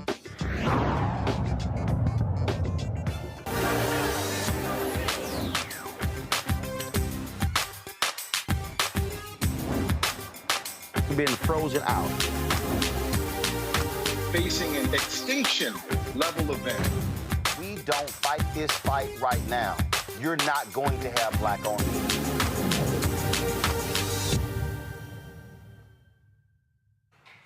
So many times in this show, I've talked about this idea that for African Americans politically, we're sharecroppers.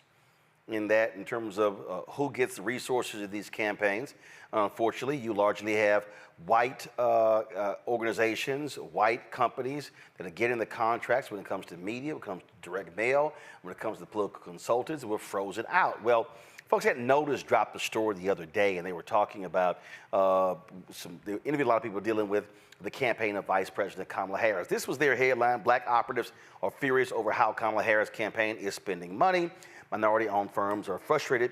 The campaign is relying on white-owned firms for spending, and they're worried that could ultimately hurt the campaign with voters of color. So they go through the story. There are a number of people who are quoted in here. Derek Johnson, the NAACP, and others talking about problems in terms of where the whole issue lies. And this is not a new issue. This is not an issue all of a sudden just cropped up. This has been the problem for any number of years. And again, it's always a battle over the money. And what you have is, let's be real clear, African-American women are the #1 voters for Democrats in this country. Black men are #2. But when it comes to the money, white consultants control the money. That has been the issue over and over and over again. And they determine how much money is being spent on black get-out-the-vote efforts, how much money is being spent on black-owned media. These things happen on a very consistent basis. Now, let's talk about how much money, now this is the issue. This story, though, focused on the Harris-Walz campaign. But we got to remember, that's not where all the money is. There are millions of dollars that have been raised out there by other people. So here's the first graphic. So I sent an email a week ago to these 4 entities, specifically asking for information regarding their black-owned media plan. That is the Democratic Senate Congressional Committee, the Democratic Congressional Campaign Committee, Future Forward USA Action, PAC, and American Bridge 21st Century, PAC. 4 of those, significant amounts of money. Now, we're going to show you right now, again, how much money these various PACs have on hand as we speak. Go ahead and pull it up. So watch this, folks. House Majority PAC, $80 million. The DCCC, $92 million. The Senate Majority PAC, $90 million. The Democracy PAC, $40 million. SEIU PAC, $50 million. American Bridge 21st Century PAC, $32 million. Fair Shake PAC, $90 million. And so that's that one. And so let me also, because I was sent, Future Forward, let me give y'all that one because I saw that one as well. So you know how much money they have on hand. So let's see here. Let me find it. So Future Forward, let's see here, $36.8 million. They've spent $77 million, okay? So, in a week, none of them responded. I sent an email last Tuesday.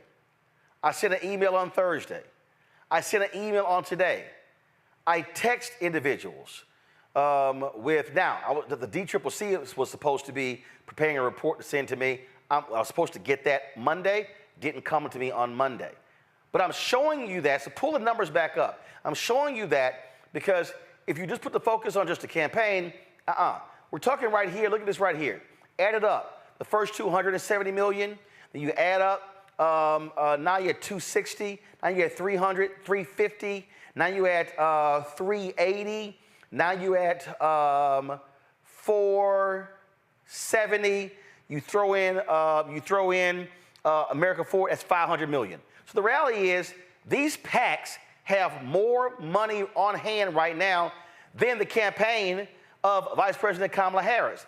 Now, these PACs, their job is to support the efforts of the vice presidents. So why aren't they also being asked the question, where's your black-owned media spend?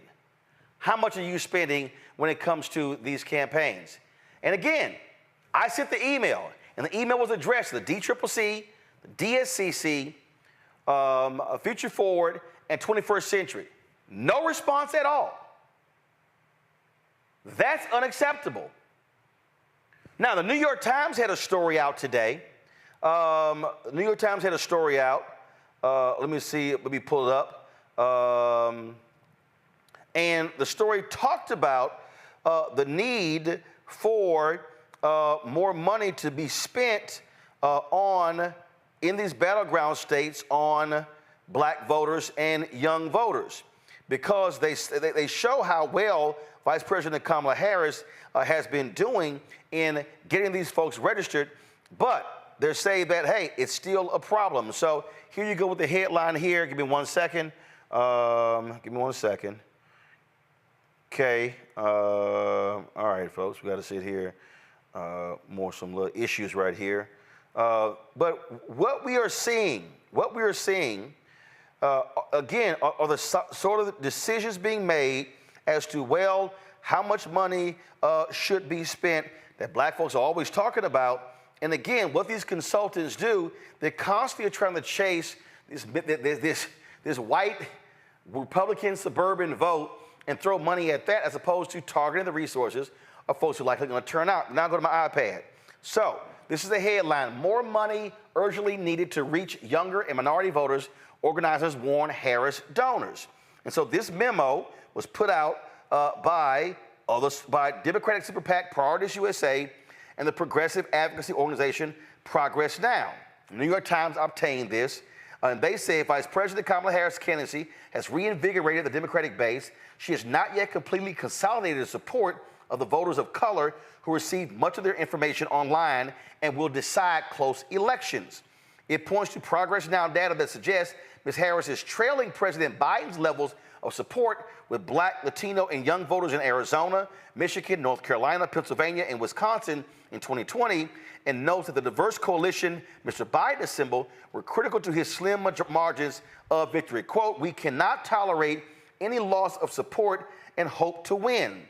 Without an immediate investment in communication to these groups that is commensurate with their power in the electorate, electing Harris in November will become harder."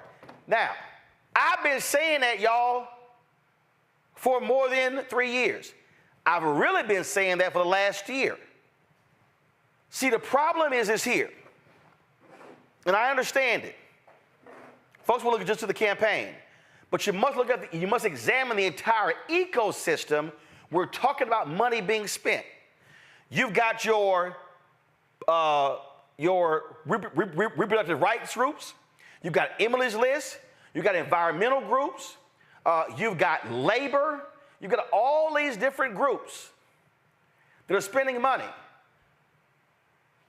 This entire election is estimated somewhere from $10 to $12 billion is going to be spent. Yet when you start asking the question, how much is being spent on black folks? Crickets.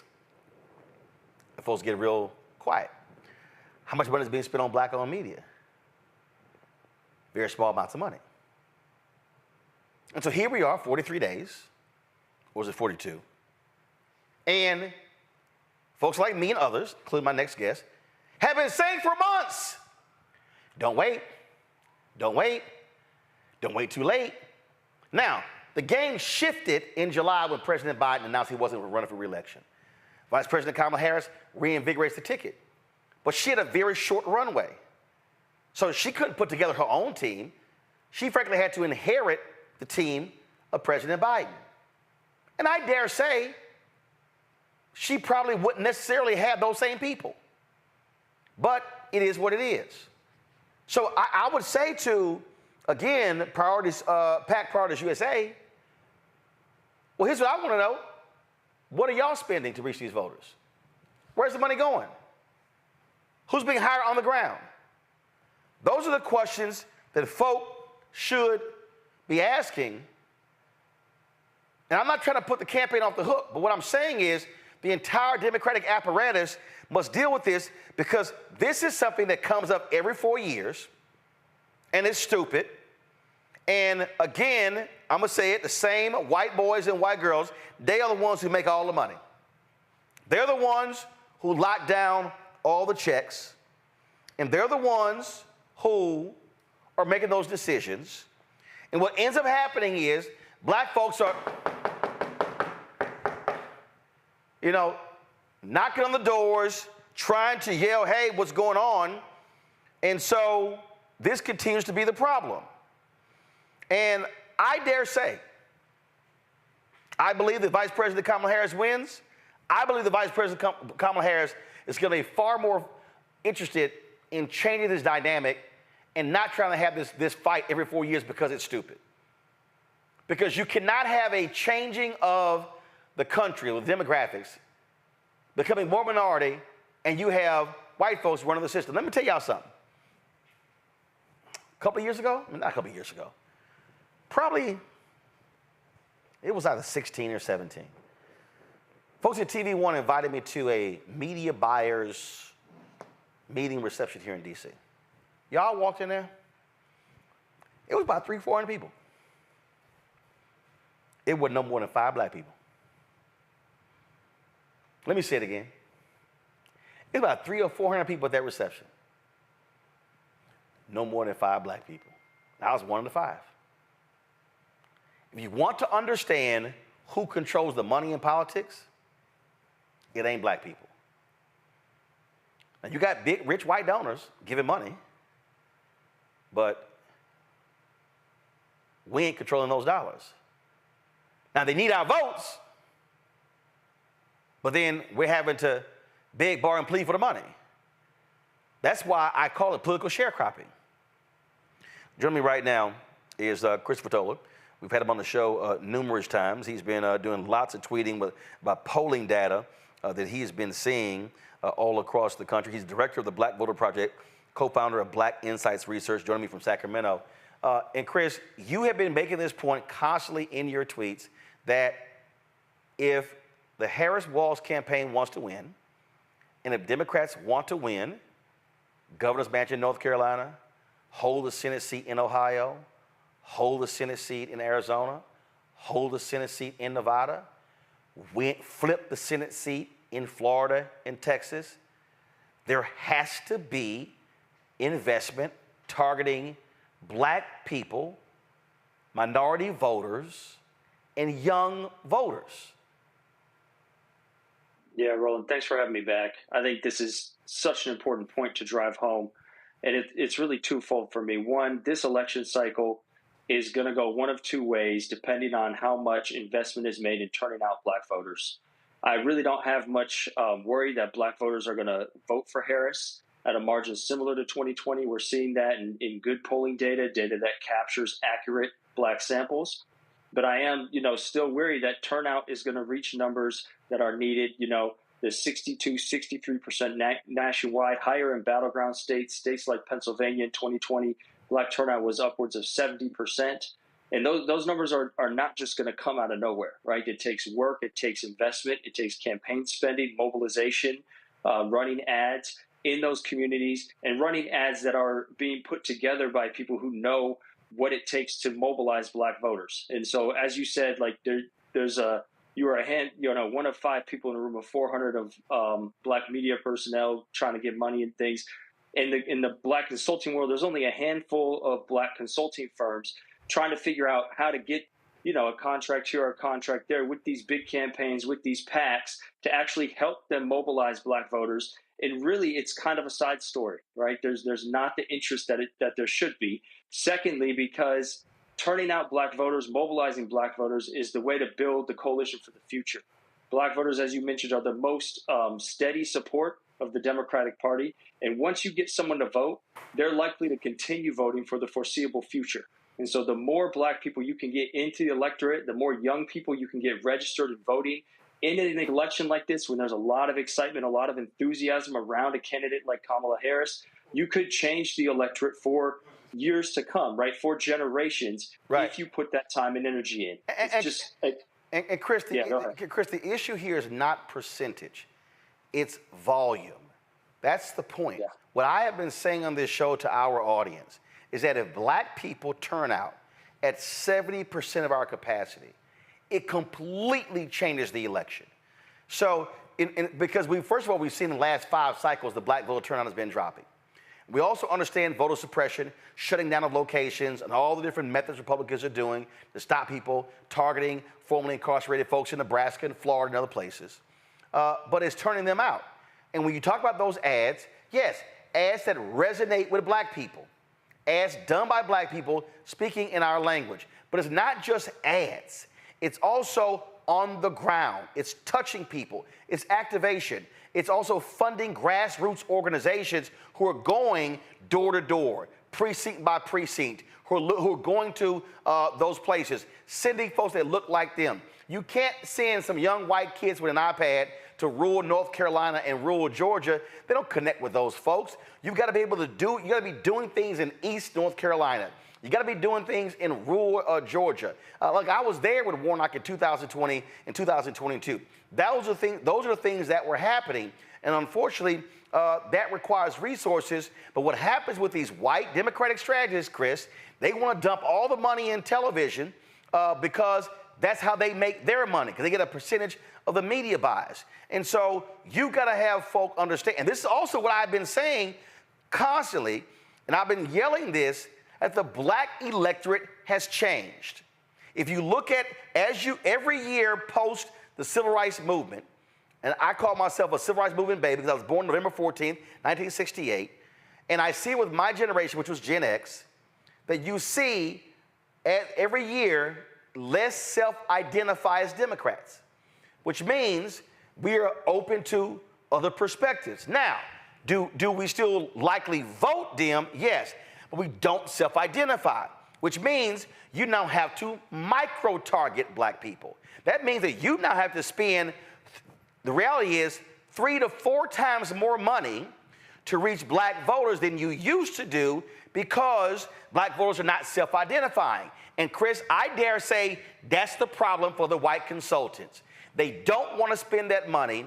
They are looking at going, well, why should we spend, according to the Notice story, $70 million was spent on paid media for black audiences in 2020, and it's going to be less spent by the campaign this year. And again, that was an issue with turnover there between Biden and Harris. That whole month, campaign was almost broke because fundraising pretty much shut down.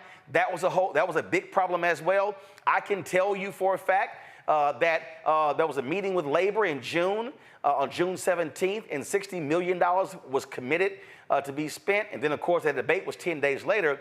But these white Democratic strategists are going to have to shut the hell up and listen to black people and realize the micro-targeting of black people is real, and you're going to have to cut a bigger check.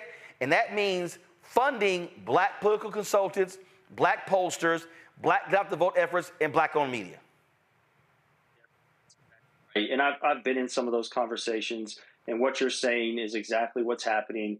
And a lot of the research falls to the same faults as the larger sort of public opinion polling research we've seen, where they look at the black community in certain states or across the country, and they say, oh, it's 12% here, it's 13% here. In some states, it's less. And it's more effective to spend trying to address all voters, and we'll just throw in a little part of the ad or throw in a little part of the campaign that's going to capture black voters, speaking to them through just a little segment of the entire campaign instead of doing more targeted, focused ads. And that's not working, right? And the black community ends up getting written off, ends up being forgotten in these larger campaigns. And there's a real missed opportunity, especially at a moment like this, to not only bring the black community into this campaign, but again, to mobilize the black community for the future. When we look at places like Georgia, Georgia didn't turn blue overnight. It was almost a decade of a campaign on the ground there, Black Voters Matter campaign, working to try and get Stacey Abrams in the governor's office, as you mentioned, to get Warnock elected to the Senate. That was years and years and years in the making, that these campaigns, that these PACs don't really want to do or don't understand how to do and aren't committed to that type of investment. But that's really what's needed. And if so, we won't have to look at decisions like today where we see conservative courts deciding whether or not someone gets extra time to live, right? Or if there's actually going to be a stay on an execution where there's sort of overwhelming evidence that someone should have extra time to live. In this case, right, the court, because it's overwhelming conservative right now, made that decision for him. If Black voters are in the fold, if we are having Black voters' voices heard to the magnitude that they should be and could be, it can completely change the political landscape. I want to go to my panel here. I'm going to go to Mustafa first. Mustafa. You're doing. My dad used to have this quote. He used to say, "Don't tell me you love me, show me you love me." And it makes sense that don't tell me you want Black votes, show me you want Black votes. Mm-hmm. So I'm wondering, how do we make sure that these folks who have these dollars are actually moving them? What is the pressure point? What are the leverages that we have to move this in the right direction? And I think for me, I always turn to just like getting out the vote firsthand.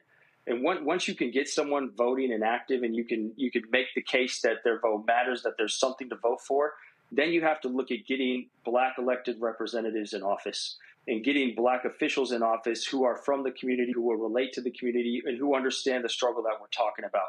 And so it's not only just changing who's voting, but changing what the elected representatives look like. And as you'll see, some of the most vocal representatives out there fighting for the Black community day in, day out are Black representatives, right? They, even if they don't have that deciding vote, even if they're not out there passing the most revolutionary policy, their voice is out there, oftentimes changing the conversation. And so it's a two-way street for me. You have to get the voters in there and active, but then you also have to get Black representatives on the ticket and voted it into office as well. And that automatically almost puts pressure on the parties, on these PACs, to think about the Black community in different ways. Larry? Yeah, hey, Chris. Thanks for taking time. I follow you on Twitter, and listen, have a chance to read a lot of your tweets about the Black vote, and as some of these polls come out the last several weeks. So thank you for all your work. And so my question relates to something, Roland talked about in terms of micro-targeting. A lot of times people think Black people are homogeneous, and we all think the same way, which is not accurate. And so I saw some of your tweets you talked about, and we've seen some stats about this in terms of Black males under the age of 40. And, that number, a larger percentage of those individuals will consider voting for Donald Trump. And so hypothetically speaking, if you were running the Harris campaign, hopefully someone from the campaign is watching right now, what would you do to micro-target those young Black males under the age of 40 to convince them it's in their best issues, in terms of policy issues, and this is in their best interest to support VP Harris? That's a great question. And this goes back to, again, sort of understanding the heterogeneity of the Black community, and that it's not all just one homogenous group, even within this idea of young Black men. And of course, you're going to have this small percentage of the Black community that is conservative, that is going to be sort of Republican and vote for Trump no matter what. But anyone else, right, what we found, and we've done a good amount of research on this at Black Insights Research, suggesting that the one thing that does move people to vote who wouldn't otherwise vote, especially young Black men, is identifying threat and really focusing in on the dangers to the Black community in this moment of time, Trump being one of those most obvious dangers, but also talking about Project 2025, talking about the stripping of voting rights, talking about over-policing and police violence, right? Bringing those things to the forefront, and how one party, this case MAGA and the GOP, is really working to enhance those threats to the Black community, where the other party is in a way trying to stall those out, at least block those from taking hold or becoming worse. That actually activates Black men more so than other things, and in some ways closes the gender gap, at least when it comes to participation and getting engaged in the system, and kind of getting over some sense of apathy that a lot of Black men might feel when looking at politics and seeing all of these messages being thrown at them from all different sides of the aisle. Derek? Chris, I appreciate your work. My question is around ROI, the return on investment, right? I mean, do you have a instrument to where you can gauge what that mobilization and that organization looks like?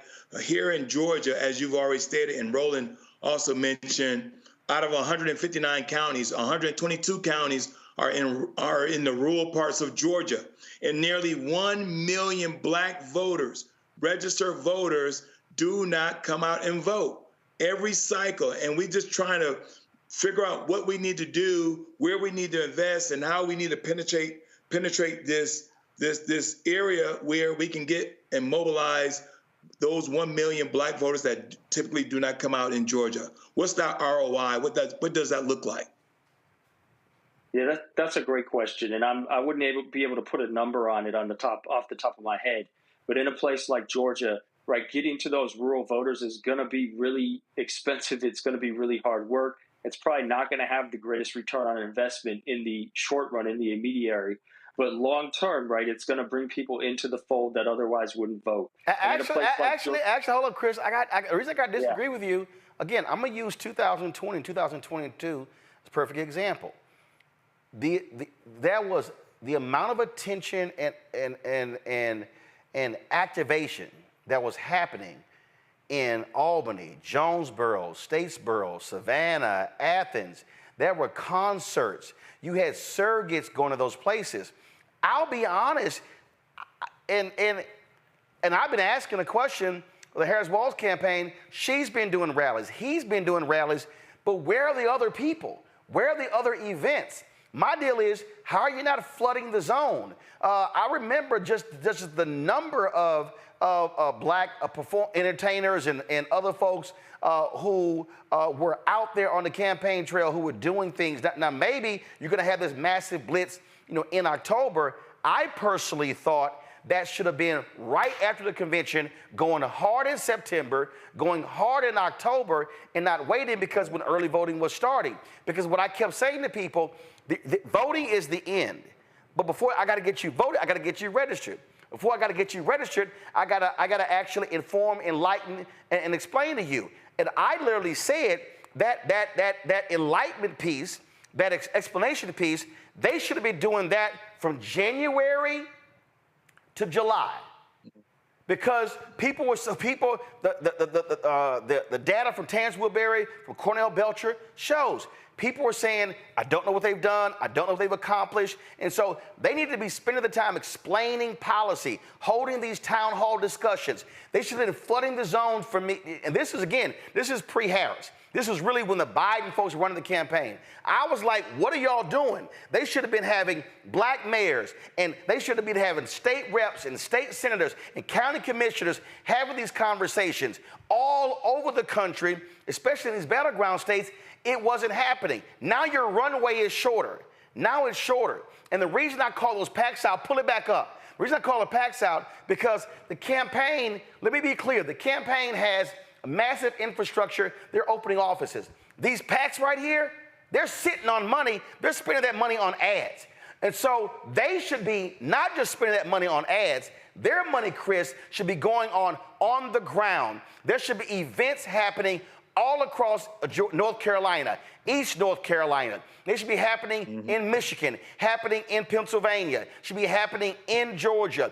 And yes, the campaign has opened a second office in Jacksonville, having some stuff in Florida, but that's where they should be. And I'm sitting there going like, okay, where's flooding the zone? When is that going to happen? Because there has to be a sense of urgency to move now.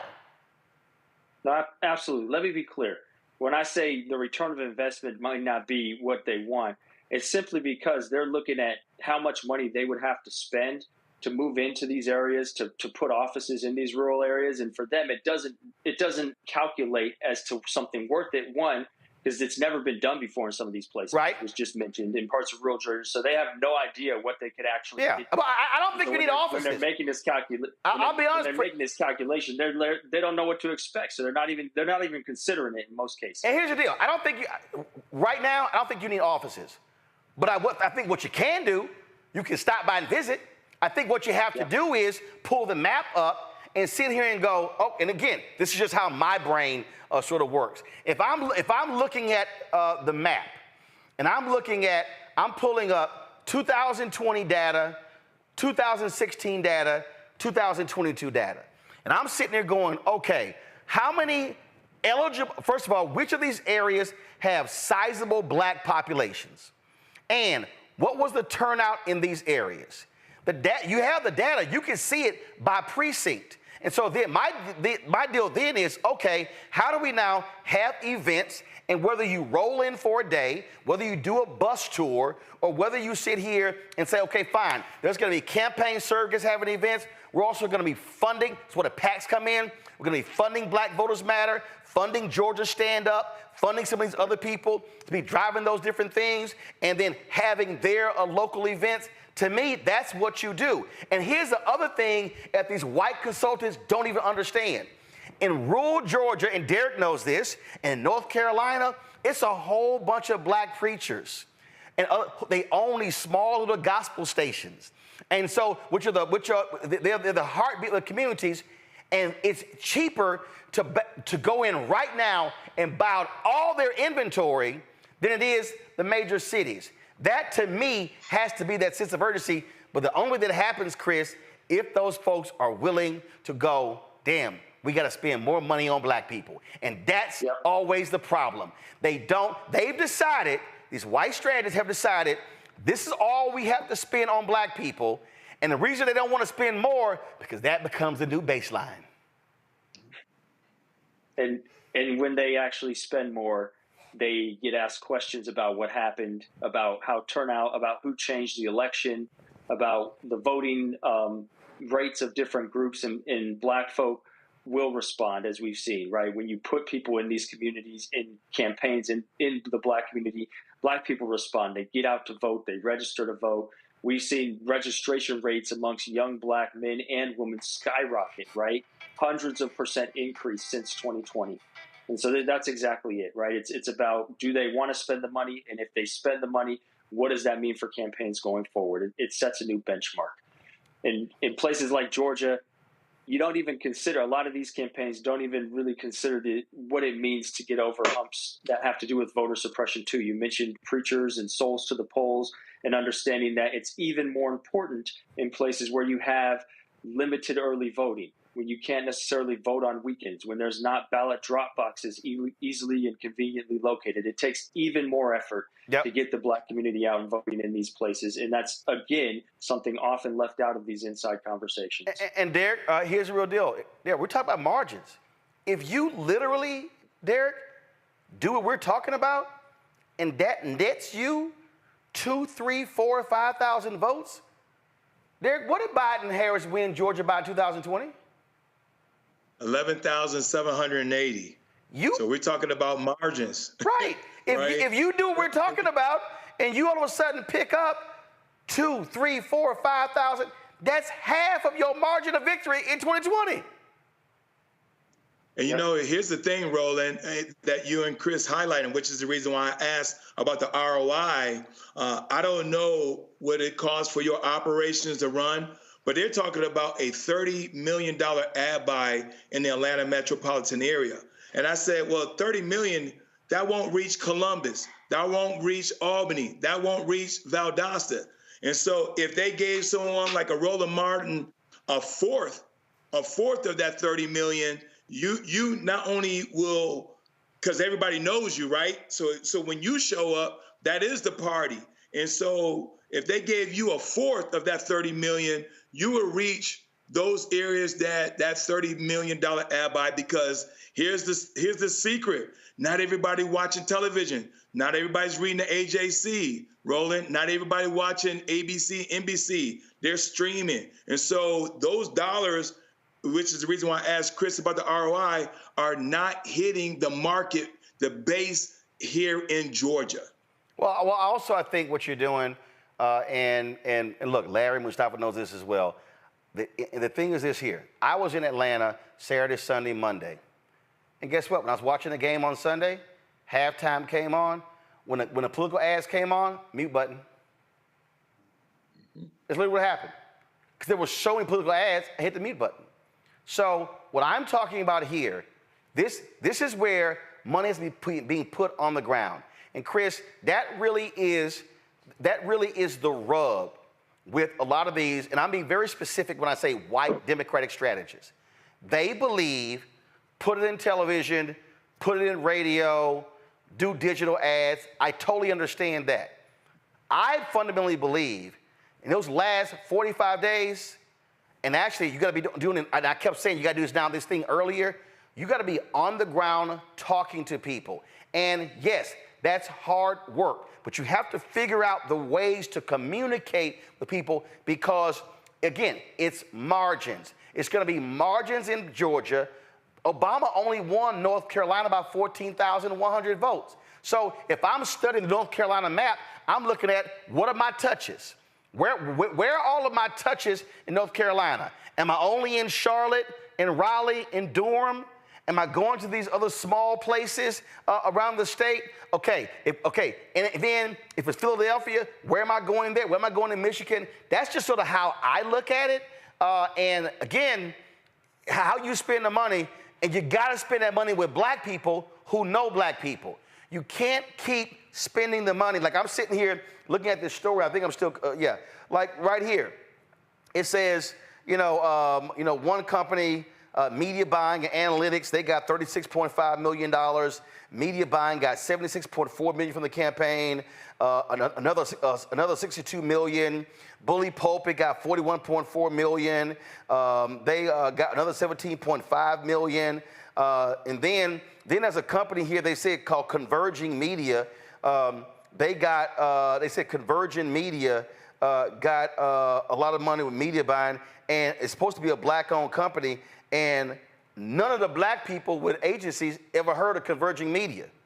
Like, they ain't never heard of them. And so when you start looking at these agencies, and I can tell you, I know for a fact, you got Fuse, Cliff Franklin, Carol H. Williams, Carol H. Williams Advertising, Liquid Soul, Terrell Whitley. You got black agencies that actually do this work, Chris, who also know who the black people are with influence and how to maximize the dollars. Yeah, that's the key point. I mean, I think we've seen time and time again, social media, online can be really good for getting messages out there, but it's not going to get people out of their house. They might click the like button, but they're not going to go out and join the rally or join the protest. Very few people actually transfer that social media energy into their own lives. And research has shown time and time again that the best way to get underrepresented people out of their house, engaged in politics, interested in campaigns, is not just face-to-face contact, but actually having a conversation with them and having a conversation with someone from the campaign, from the political group that looks like them, that knows their neighborhood, that can speak to the issues the way that they understand them. These are the most important key factors to really getting people from underrepresented communities, and especially black folk, out and engaged in politics who otherwise wouldn't be. It really all comes down to the effort and the strategy that's put into it. And you have to look at research. You have to look at what works. You can't just go sort of by this fly-by-the-book approach. And let me be real clear. You've been breaking the polling data down. What Vice President Harris and Walz has been doing is sort of like a boxer, where they are going, as they get closer to the fight, they're in peak shape. So they have been executing a very strong strategy. Now, though, this is now where it's a turnout game. It's a turnout game. It's not. That's all this now is. And you've got to then look at those numbers and say, where can we turn out 100, 200, 300, 400, 50, 75? And those numbers start adding up. Because, again, Obama won North Carolina by 14,100 votes in 2008. And he only won North Carolina because of a massive black turnout. That's what the Harris-Walz campaign is going to need to win North Carolina and to win Georgia. It's doable, but you got to cut the check to actually make it happen. Necessarily capture all the new voters for Harris. We have to assume that there's going to be a handful or a significant number of new voters on Trump's side as well. people coming out who don't want to see the first woman president, people who are voting through their eyes of racism and sexism. And you have to be ready for that. And so you can't just say, oh, we're going to get it, we got this margin. You have to be over the top, especially considering the attacks on the voting process and the voting system. Rumors of problems certifying votes. You have to get every last voter out there in an election like this. You don't want it to be as close as as these super thin margins, because it's going to end up coming back and biting you in the butt when it's all said and done. And you don't want to lose on any of these technicalities when you can spend the money now and continue to actually drive up your numbers with black folk and other groups. I'm going to leave one last story. That is 60 days out in 2016. The Hillary Clinton campaign was told, hey, you need to spend more money on black media. The request was $5 million. They said no. They were sitting on $65 million. They said no. Check this out. I never forget, Chris, Mustafa, Derek, Larry, no lie. On the Friday, on a Thursday night before the election, I get an email late at night. They were trying to rush out almost $1 million to black media, and it was too late. Inventory had already been bought. It was too late. And here's the other mistake. Campaign ends, the PACs and the campaign left with millions of dollars in the bank. Is it the point when you run to spend all your money, you put it in the field before Election Day? That, to me, should not be the mistake that they make. So we'll see what happens. Chris, I appreciate it, my brother. Thanks so very much. Let me thank Derek, Larry, Mustafa for being here as well. We'll see what happens. Folks, that is it for us.